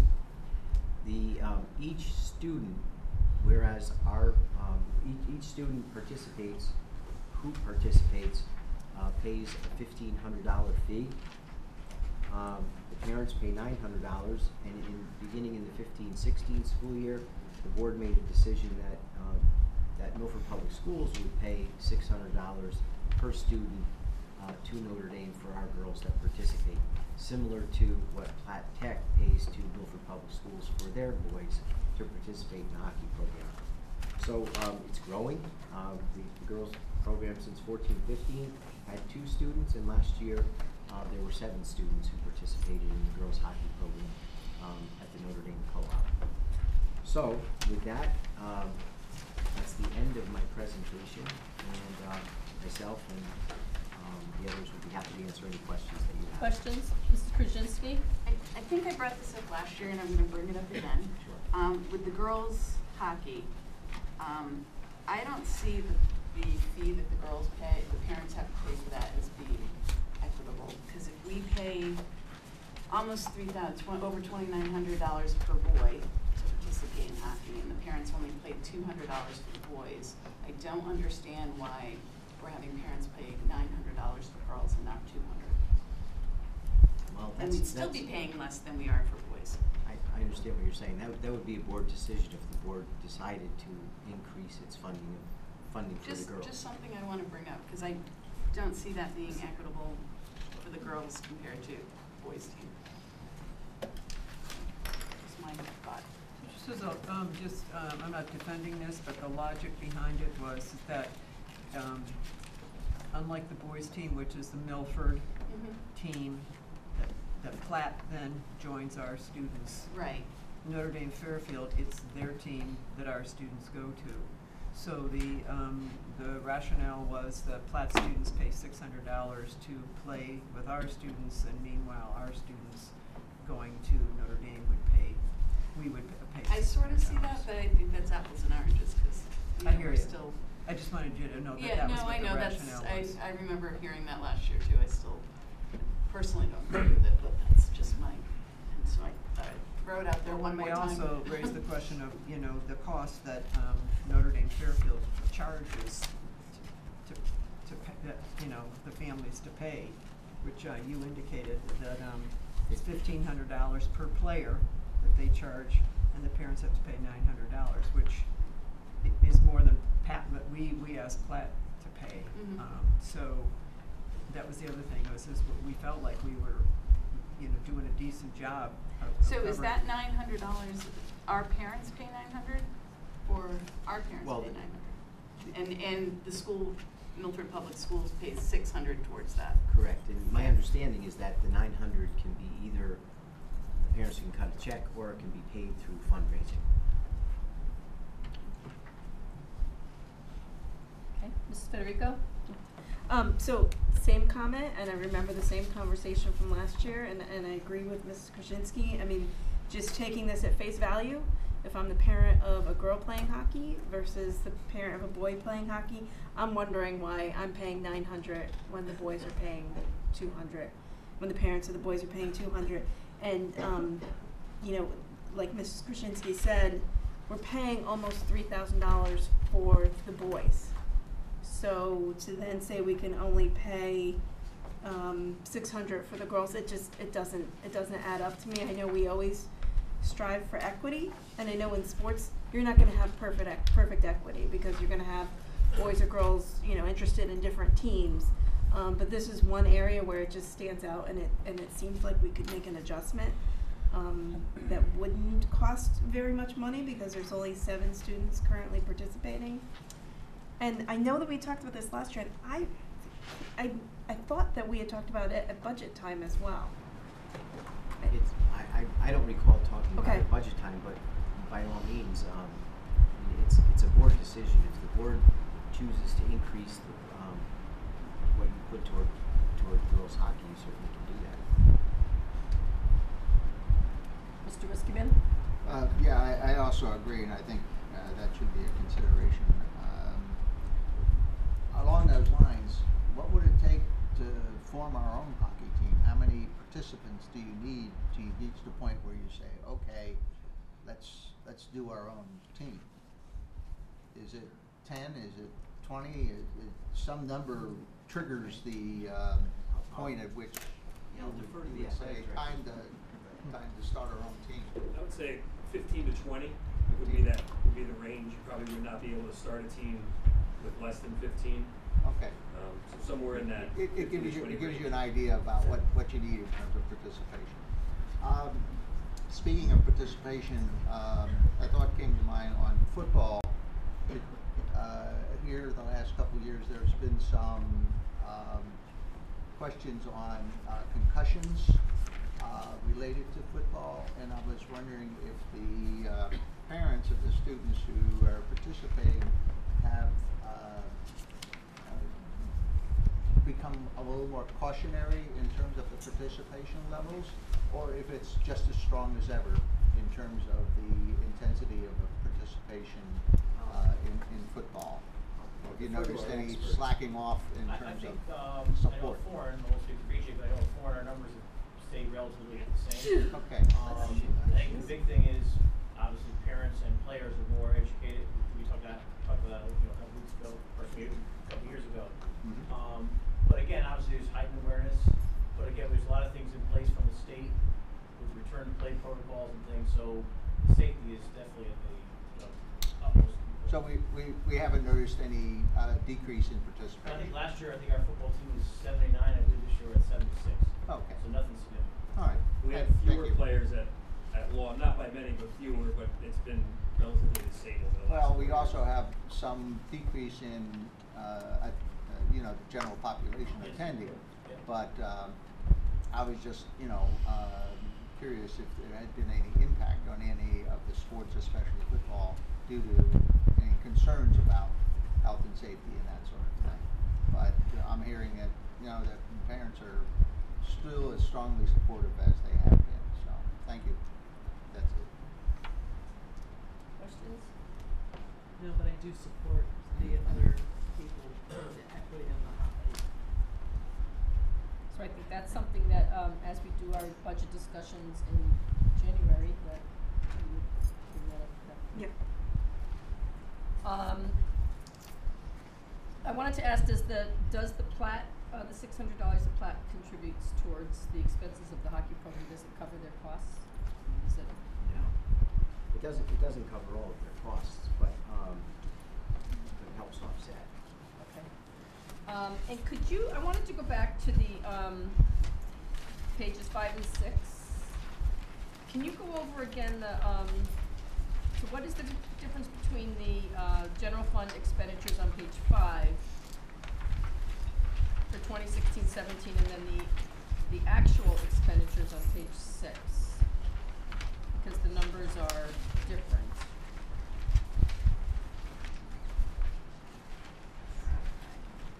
Okay. For slides 10 and 11? Yes. 10 and 12. I guess 11 is in there too.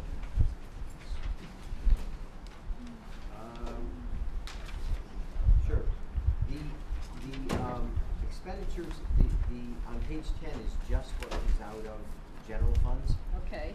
The actual expenditures that are on page or slide 12 are, as you can see from the asterisks, there are some expenses in there that are general funds and athletic activities accounts. Okay. So, are they supposed to add up? Are they supposed to add up? So the slide 10 plus slide 11 should add up to the total on slide 12? Because I'm not sure that they do. No. So, all right. So there's about a $20,000 difference. It wouldn't because some of the game day expenses are not included in the expenditures. Okay, The very actual good. All right. expenditures program. Okay. Thank you. Any other questions? All right. Thank you. Thank you for both of my directors.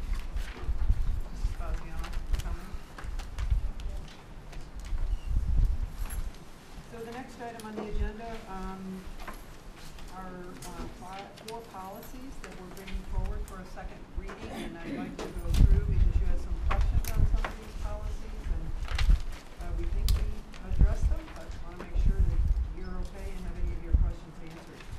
So I'm going to begin with the first policy, which is the school age entrance, which is on page 13 of your packet.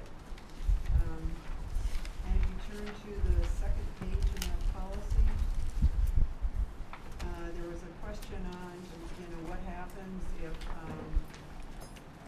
a student wasn't able to pay for an immunization. So we checked with the health department. This is the language that was given to us. So if parents or guardians of any children are unable to pay for such immunizations or a physical exam, they will be directed to the Milford Health Department for support. The rest of the changes are actually inserting the word guardian, because we said we always wanted to have parent/guardian. And you can see that the new language is person having control of the child. We substituted that with the term guardian. Are there any questions on this? Okay, seeing none, I'll take a motion.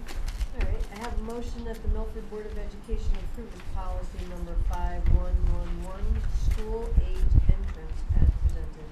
Your second? Second. Second by Ms. Federico. All in favor? Aye. Any opposed? Motion carries unanimously.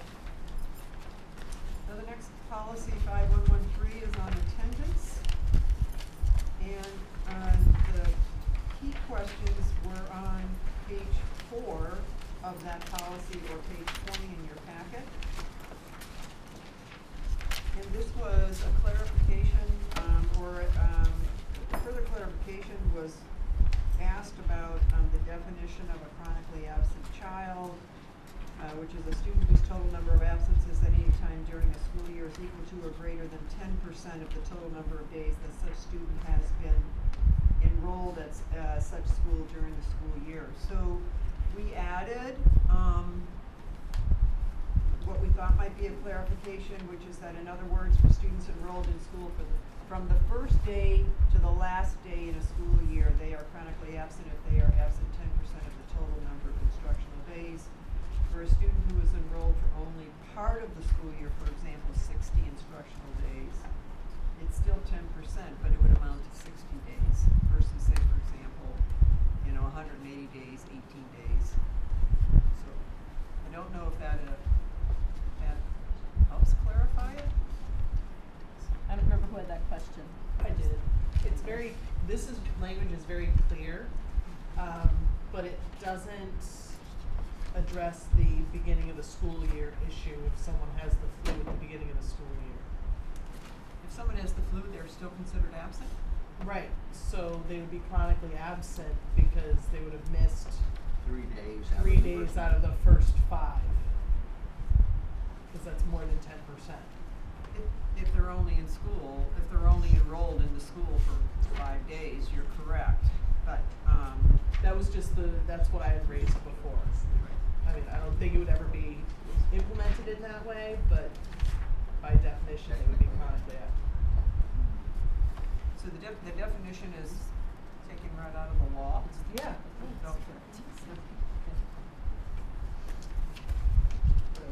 May I?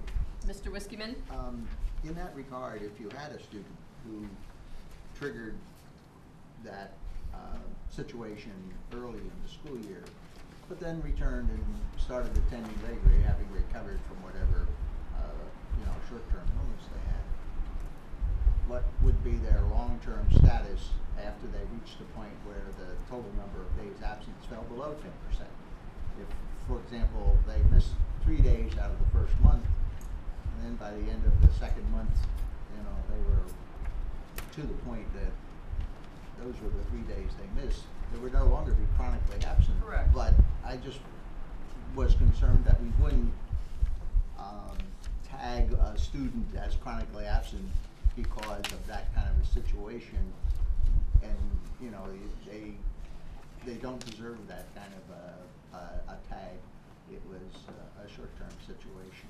It was, and remember, it's 10% of the total number of days that a student is enrolled in a school. Right. So if that student comes back in and is in Milford Public Schools for 181 days and they are only absent for 3 days, no, they're not. Yeah. On the other hand, I think what Dr. Gregory was saying is what if the student came in and was only enrolled in school for 5 days? You know, well then for Milford Public Schools, technically they would be considered as chronically absent, but they're moving to another district, right, presumably, and then they start there, they start over, right, and it's 10% of how many days they're in the next district. Yeah, I just think it's important that, you know, consideration be given to the circumstances and how that rolls out, because you don't want to put a child into a system where they're tagged as being chronically absent when in fact it was a very short-term situation and they should be rolled out of that kind of I don't know how you disenroll a student from being. Well, they would go they're going to another school district if they're Well, not. what if they're in our school district and and at the beginning of the school year, they miss the first couple of days, and so. Because if they stay enrolled, then eventually. They are are not chronically absent. Right, So yeah. I just wanna make sure that we treat them appropriately and don't, Mr. Burt. get them involved in some kind of, intervention system unnecessarily.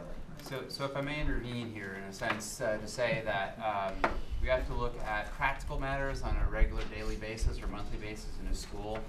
If a student is chronically absent, they're going to take action on that immediately. They're not going to wait. But when it comes to the end of the year reporting, that's where this really triggers in. So you got to think of differently. Then you can go down to truancy when we start worrying about students on a regular basis. We have regular attendance meetings every month in each of the schools. Start talking about students that we have concerns of. There's different policies and practices we have to intervene with those students. But this is really strictly around that concept of state reporting. So, you know, what percentage of your students are chronically absent? We have other mechanisms and ideas in place to help students that are absent on a regular basis or on a concern. Did I clarify it? Yep. Any other questions? And at the bottom of that same page, if you remember, we had defined in detail loss of credit, the potential for it, and it was suggested that the details be removed and would become part of the administrative regulation, and there would just be a statement in here saying that there is, students could face a possible loss of credit in a course, you know, if they meet, and we added if they meet the criteria that's in the administrative regulation, so then someone would have to look at the regulation, but recognize that they could lose credit based upon absenteeism. Questions on that?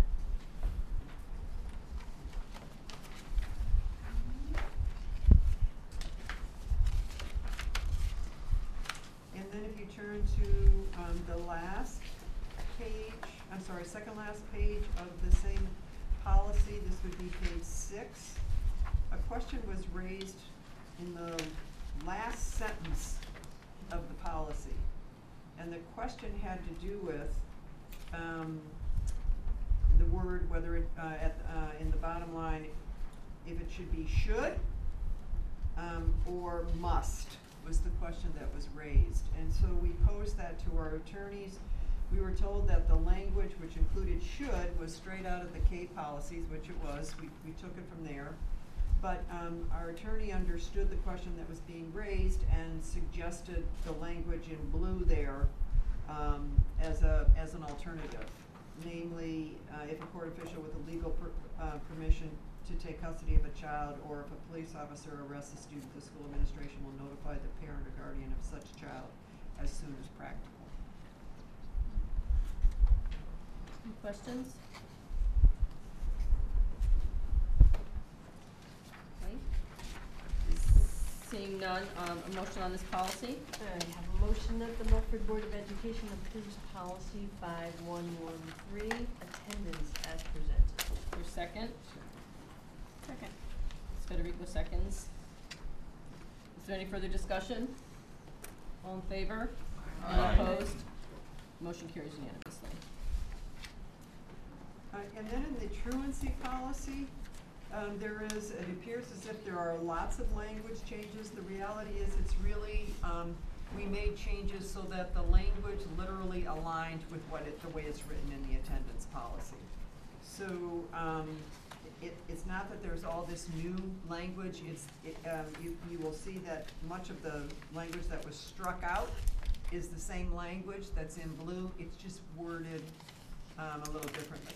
So to make it, in sync, we cut and paste right out of the attendance policy and put it into the truancy policy so that there would be no confusion on the part of parents.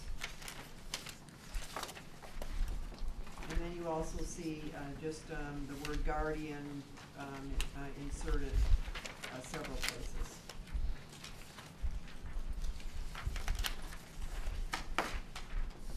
Is there any questions on these revisions? Okay, seeing none, motion, Ms. Tobias? I have a motion that the Milford Board of Education approves policy 5113.2, truancy as presented. Is there a second? Second. Seconded by Ms. Federico. Is there any further discussion? Seeing none, all in favor? Aye. Any opposed? Motion carries unanimously. And the last policy being brought before you is the policy on retention, 5123. And the only change since we met is the insertion of the word guardian in the referencing other policies. Is there any question on that? Seeing none, take a motion, Ms. Tobias. Motion that the Milford Board of Education approves policy number 5123, retention as presented. Second? Second. Second by Ms. Federico. Is there any further discussion? All in favor? Aye. Any opposed? Motion carries unanimously. The next item on the agenda is the Human Resources Report, followed by the Annual Human Resources Report. Mrs. Capassa? Thank you. We have the monthly report, which lists the job postings, personnel recommendations, retirements, resignations, terminations, and stipend appointments. It's a hefty report because there are a lot of stipend appointments this month.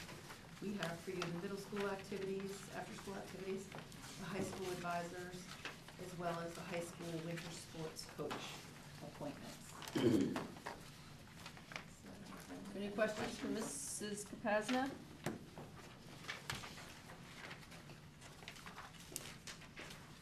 Okay. I will also report, which will get into the next report, that we are, as far as staffing goes, in great shape.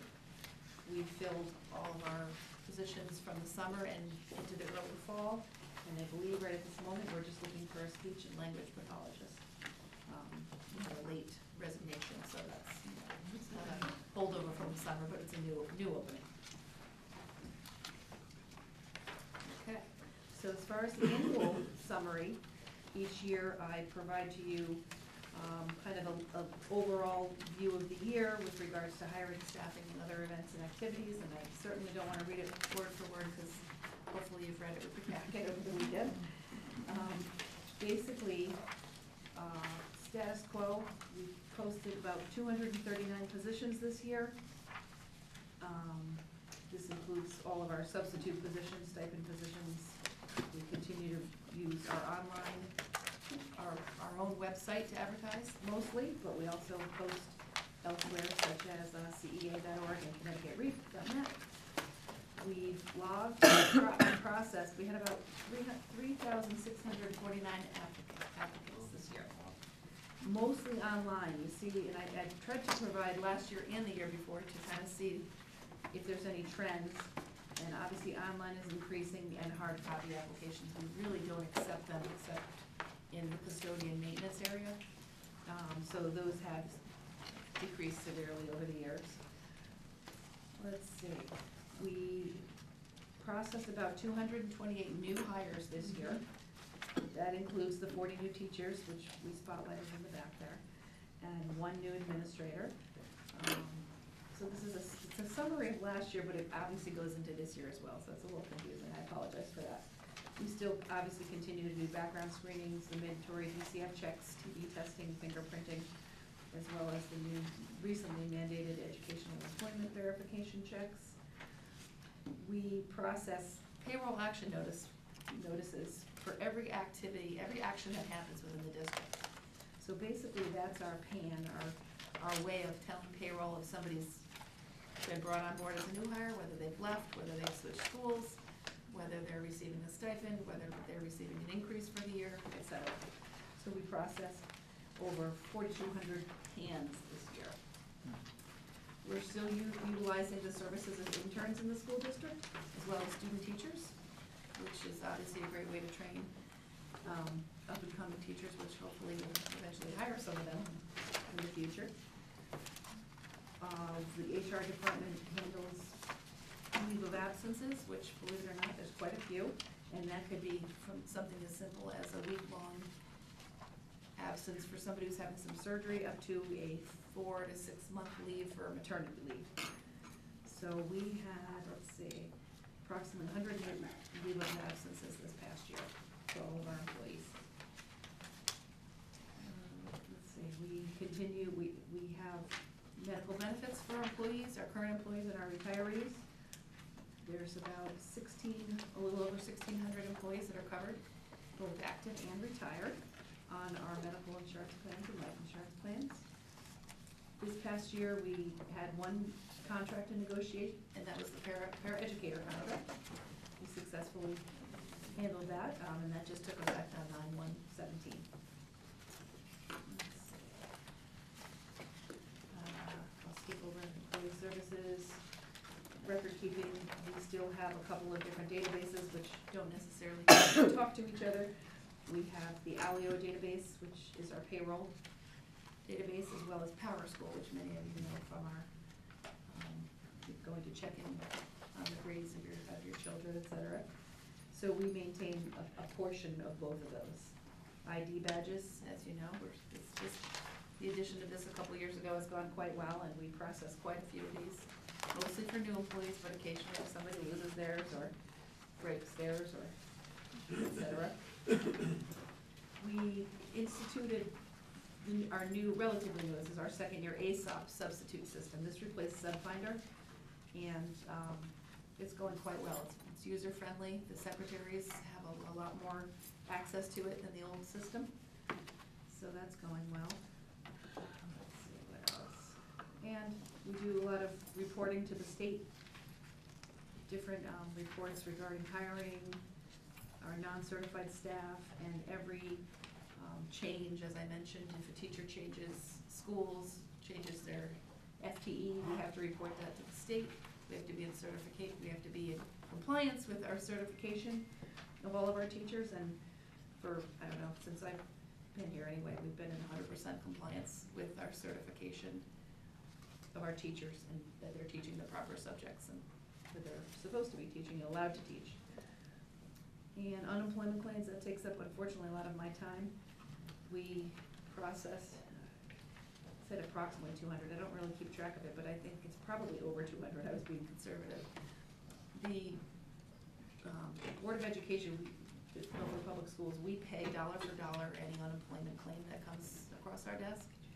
So I fight, if you will, each one that I believe is not valid. Okay, so if somebody is laid off, they're going to get unemployment benefits from the state, which we pay for, as I mentioned. But if somebody is applying for unemployment benefits over the summer, and they have what's called reasonable assurance of a job in September, those are the kinds of claims that I'll fight, because they have a job. They have assurance in writing that they have a position in September, and they're not entitled to benefits over the summer.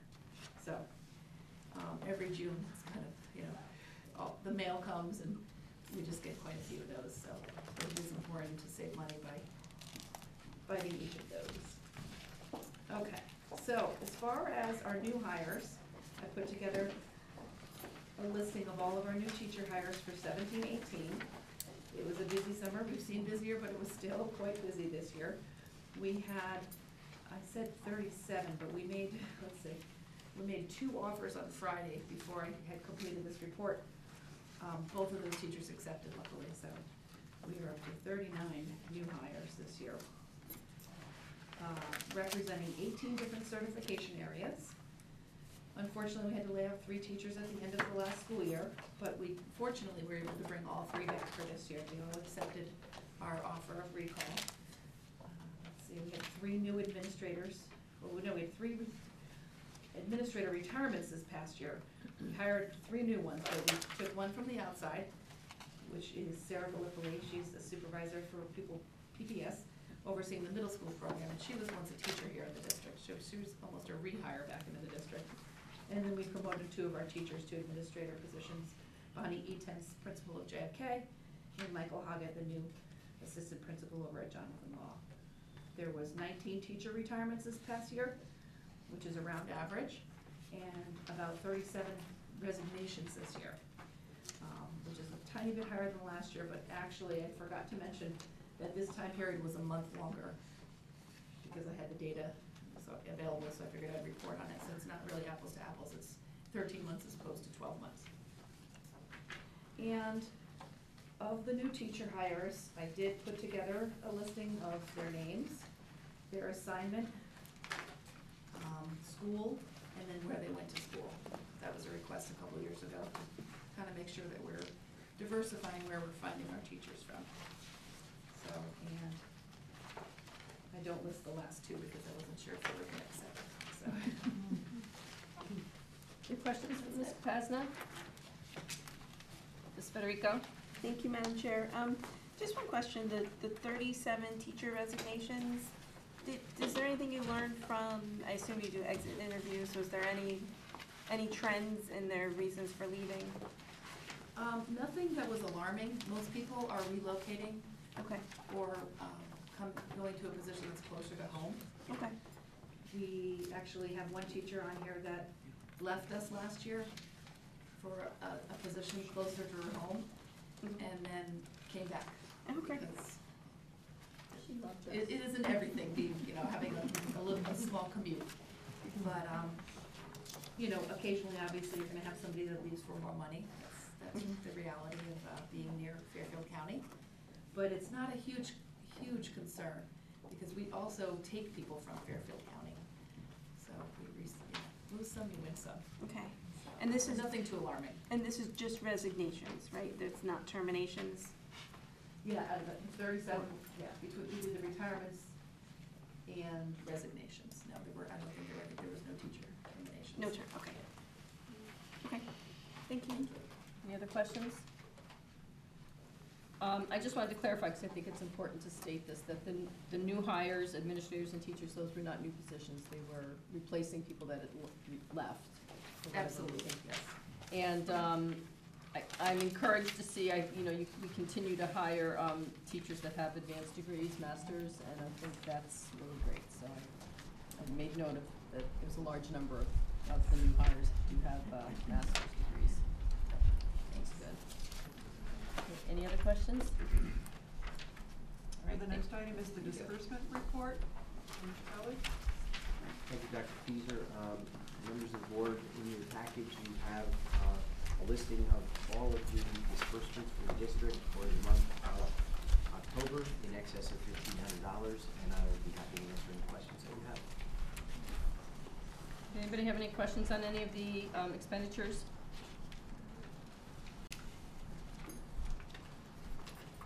All right. That's it for your report, Dr. Feaser? All right, so we'll go on to the consent agenda.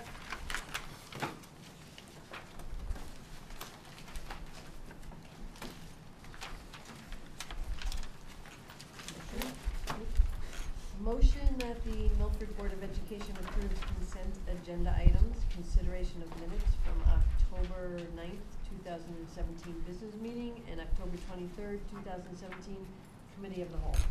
For a second? Second. Ms. Federico seconds. All in favor? Aye. Any opposed? Motion carries unanimously. And we have one item of new business. So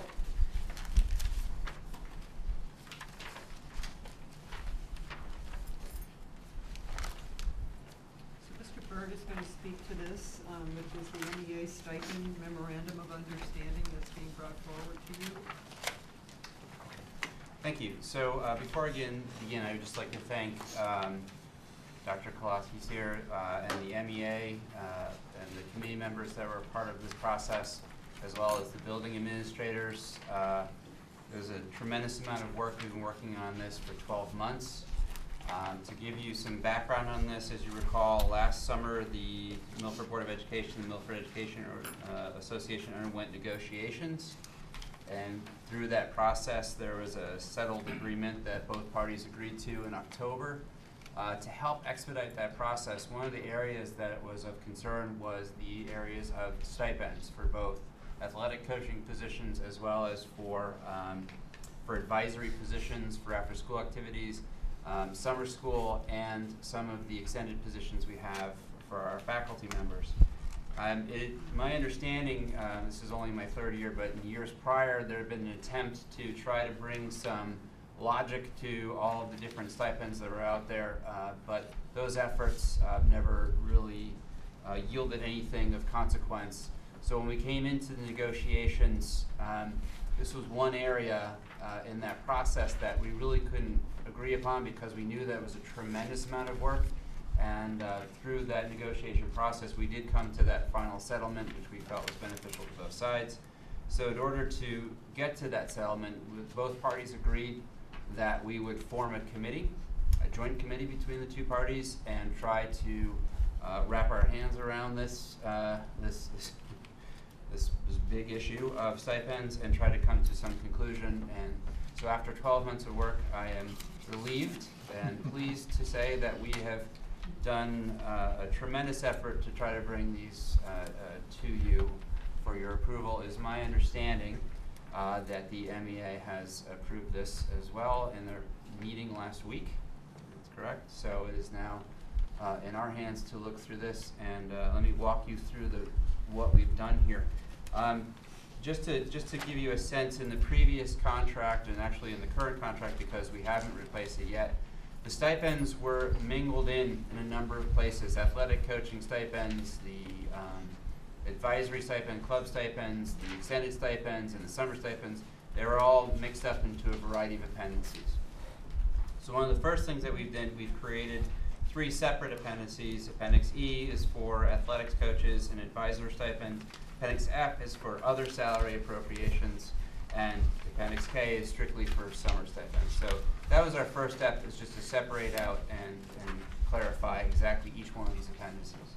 The next thing that we agreed upon is, if you can look at page 70 in your packet, we created a tiered approach to stipends, which would allow us then to determine where each of the individual stipends could go into. For the athletic stipends, the coaches stipends, this was a little bit easier because if you looked at the salary amounts or the stipend amounts in the previous contract, they had already been essentially tiered. But when you looked at the advisory stipends, they were all over the map. And I give you an example, you might have a stipend of $797 and then another stipend at $806. So a total difference of about $10 between the two stipends, and there's no rhyme or reason to it. So what we've done is we really went through all the different stipends that were in the contract and essentially balanced those out and tried to come up with separate tiers for each one of those areas. So the next step that we did, and I'm just going to run through this quickly and I can walk you through more specifics if you'd like. The next step that we did is we went through the contract, we went through payroll, and we went through the budget book, and we identified all the different stipends that were in those different locations, and we collected them and put them into each one of these categories. So that took a significant amount of time, is to make sure that we had aligned and we had reviewed and we found all the different stipends that had been in practice up to this point, and make sure that they were put in black and white. So you can see here that we've identified a number of different stipends. In particular, when you go to Appendix F, this was another one of those areas where we made sure that we listed out all the things that we, rightfully so, wanted to add to our schools, but we hadn't identified in any contract language. So it's important to get those down in this particular appendix. One other thing that we agreed upon as we were reviewing the stipends, we noticed at the middle school level, for clubs in particular, the clubs seem to change year after year. And the difficulty was that if we had, I'll call it the Arts and Crafts Club. Well, if the Arts and Crafts Club didn't run this year, it would be used, those funds would be used for badminton. I'm just making this up. So if badminton ran, it was still under the Arts and Clubs salary, but it was never identified as badminton. And then next year, that arts and craft could be used for yoga. It changed every year, and it was difficult to track those. It was difficult for HR and payroll to track those. In addition, because the different stipends were at different levels, I'll go back again to 897 and 806, that some person, let's say 2 people in 2 different schools, because those positions weren't filled for arts and craft, one person was getting 806 for archery or for badminton, and in another school they were getting 797 for badminton. So there wasn't equity across the schools because we were taking an existing position and just using it to fill another need. So to address that, to ensure that we had some flexibility for the middle schools, and we really got to teacher and student interest, because it changed year after year, we created what we now are calling the flex positions that allow for each principal to work with their faculty, to work with kids, and offer different clubs each year based on that student desire. A key to this, though, is if the middle school ski club, there's no interest and there's no advisor, you cannot substitute that stipend for something else. You can't place badminton to that stipend. It doesn't run. It's similar to a course at the high school.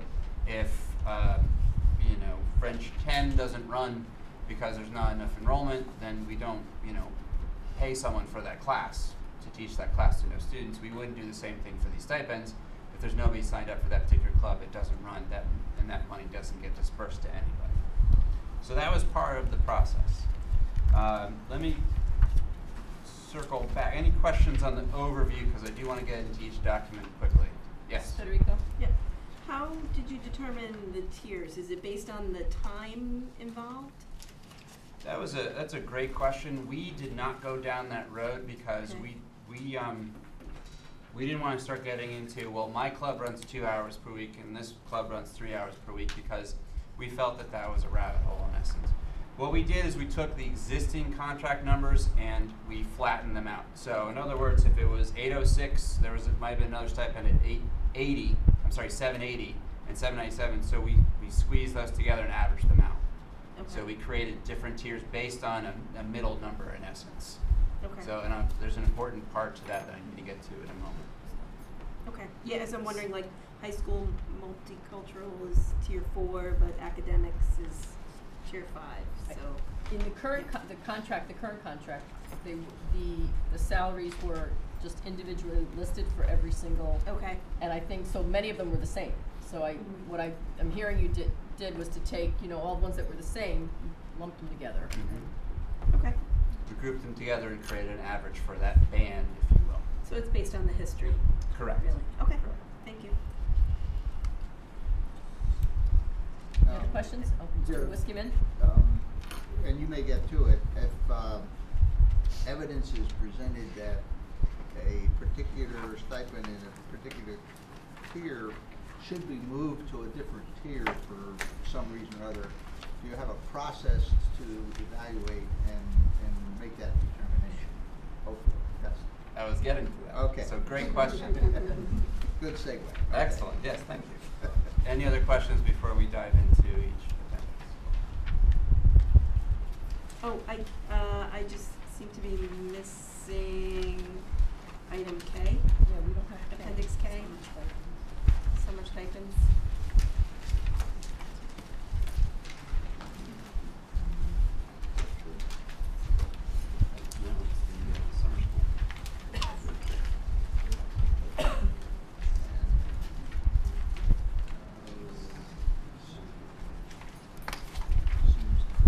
So we'll have to provide that to you. I'll make copies in a moment and get them to you.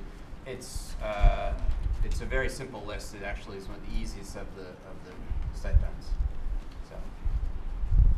Any other questions? No, I had noted that we were missing that one as well. other questions on what you? Okay, so I'll walk you through the first two, and then we'll make copies quickly of the other ones.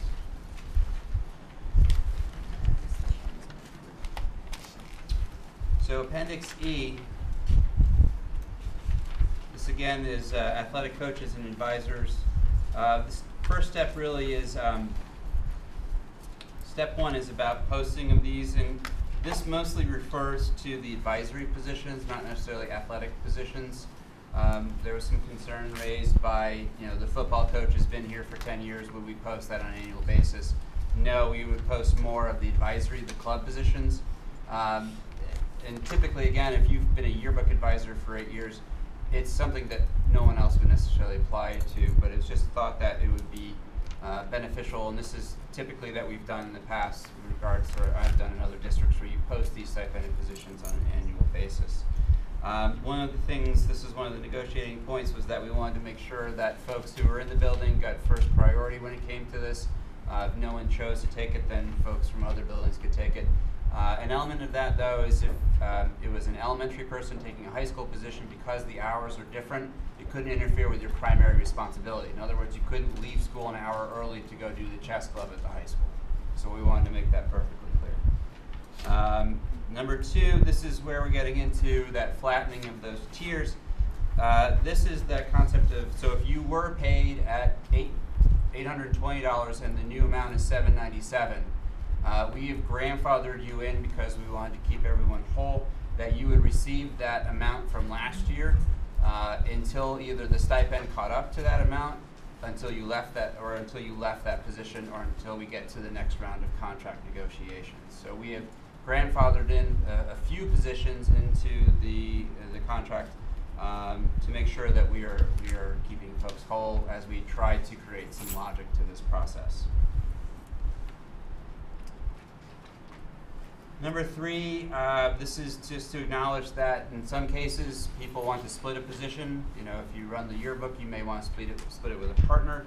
However, we can't combine positions to up that salary. You couldn't take the chess club and combine it with yearbook to make that yearbook position get more compensation.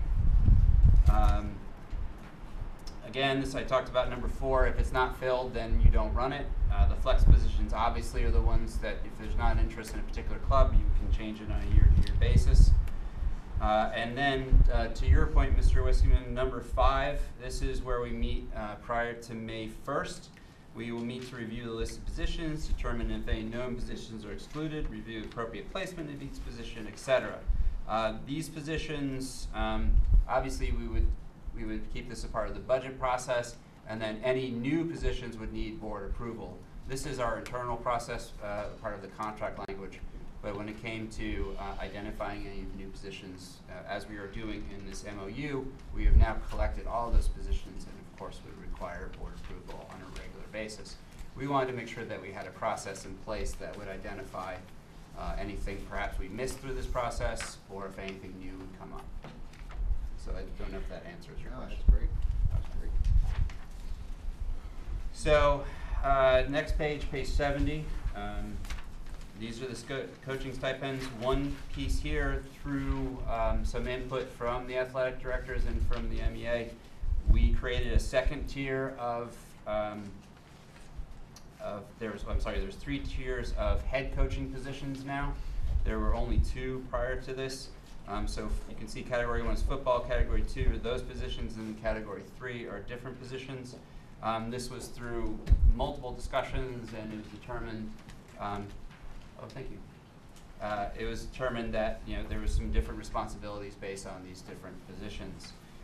So we did add a tier, and that there was some, we didn't reduce the amounts for tier 3. For instance, cheerleading would be at the same amount. We created that middle tier, tier 2. So you can see there's some additional funds if you look at the table at the top for those areas. So there was a little bump up for those coaching positions. And the rest, we spent a lot of time trying to identify all of the different coaching positions and appropriately place them into the table. On the next page, we did the same thing with the advisory stipends. Again, this was through either current positions, current salary stipends. We created the different tiers. collapsed one. There was a tier below this. We had a tier 6. The amount was about $600, and through varying discussions through the committee, it was determined that we would just roll them up into the 5th tier because the amount was so low. It was difficult to get folks to take those stipended positions, so we felt it made more sense to bring them up into the tier 5 at that amount. One other thing we did to clarify is, you notice after, say, high school band director 1, that indicates that there's one position allowed per school. There was no indication of there's a limit on any of these positions prior to these negotiations, so we thought that was an important element added in there. One of the areas that does not have that would be the academic clubs. That is something that changes on a regular basis. Sometimes there's a Latin club running one year. There may not be a Latin club running the next year. There might be a math club in one school, not in the other school. So that is a little bit of flexibility for the high schools, determined as a student interest and faculty interest basis. And just so you know, the high school Best Buddies and Friends Forever, that is one position. We just went to the next line. So that's Appendix E. If there's any questions on that, I'd be glad to answer them. I have a question. Are the like tier 5, are these like per semester? Or On the advisory positions? yes. No. These are annual stipends. Okay. Any other questions?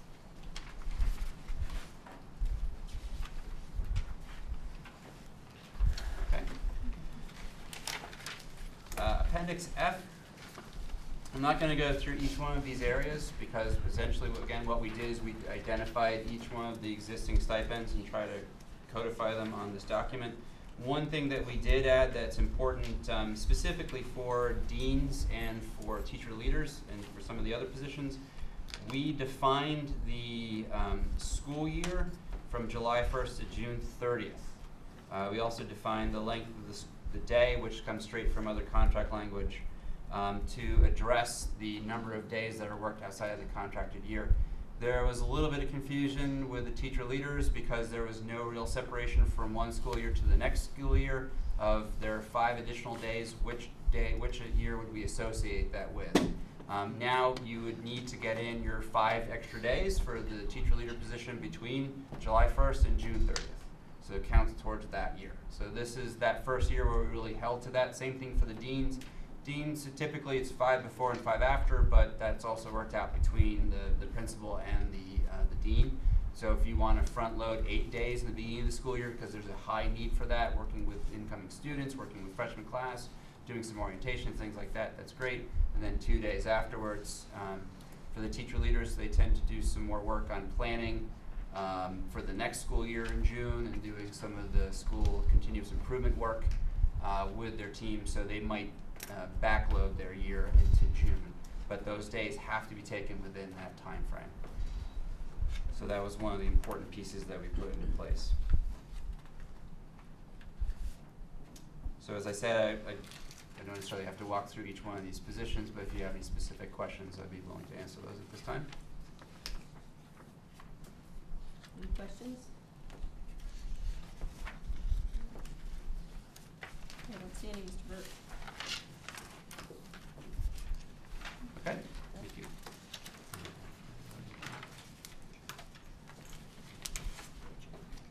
Okay, thank you. And I believe you just received Appendix K. I apologize that was not in the packet.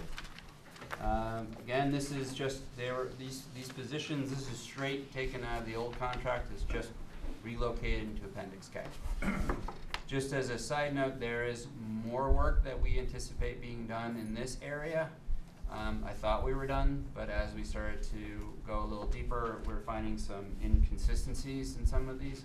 So we will be continuing our committee work, but this time we wanted to include it because this was a revision of Appendix K in the contract and it pulls language out of the original appendices. So it is necessary to approve this, but we anticipate bringing back some new language on this in a few months once we really dive more deeply into the summer school stipend piece. Questions on Appendix K?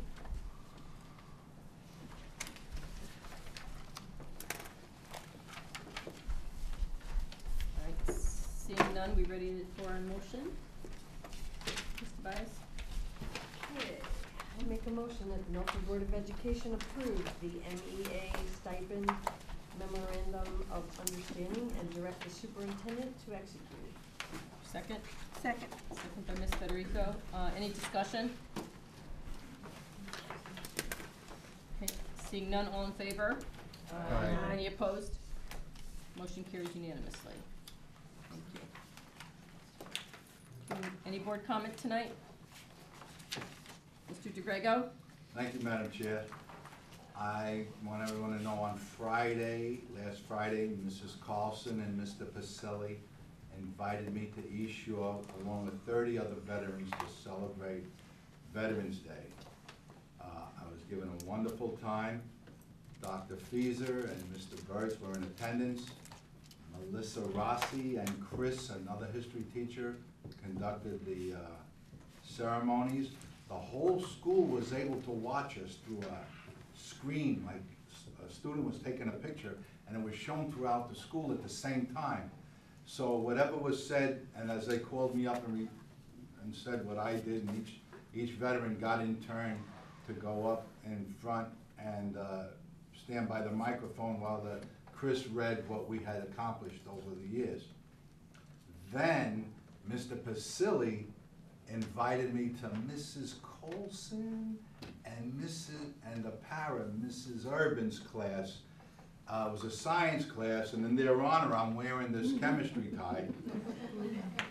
They invited me with 25 students who had pre-questions already, which I was not used to, and I was happy because they were asking me questions on would I join up again, what was my greatest accomplishment, and they were very interested. And I was in awe of that because having come home in 1971, I'm still not used to this. So I could remember walking in the door and my mom was on the phone for seemed like forever. There was no call waiting. There was no cell phones. I was trying to call her from Texas. I was trying to call her from Chicago. I tried to call her from Detroit. It was busy, busy, busy. And I wasn't supposed to come home until March. And here it is, Christmas Eve. And I can remember distinctly her when she opened the door. To this day, I never saw a woman jump vertical, 8 feet in the air, because her son had come home from the service, and she ended up on the bed going, "I'll have to call you back." Well, that was the greatest feat. But in summary, when I answered these 25 or 20 or so questions from all these children, they were equally in awe by the time the period ended that I was able to memorize all 25 names before the period ended. And Mrs. Carlson and Mr. Pacelli really gave me a nice send-off. And I want to say that to the board, because when we voted to open the schools on Veterans Day, I'm still in awe, because I'm still not used to it. Thank you. And even the former vice principal of East Shore is here tonight, James. Thank you. Thank you. Thank you. Any other board comment? Okay, seeing none, I'll take a motion to adjourn. Motion to adjourn. Second? The second over there. Mr. Hagedorn, okay. We'll do this. We'll do the second.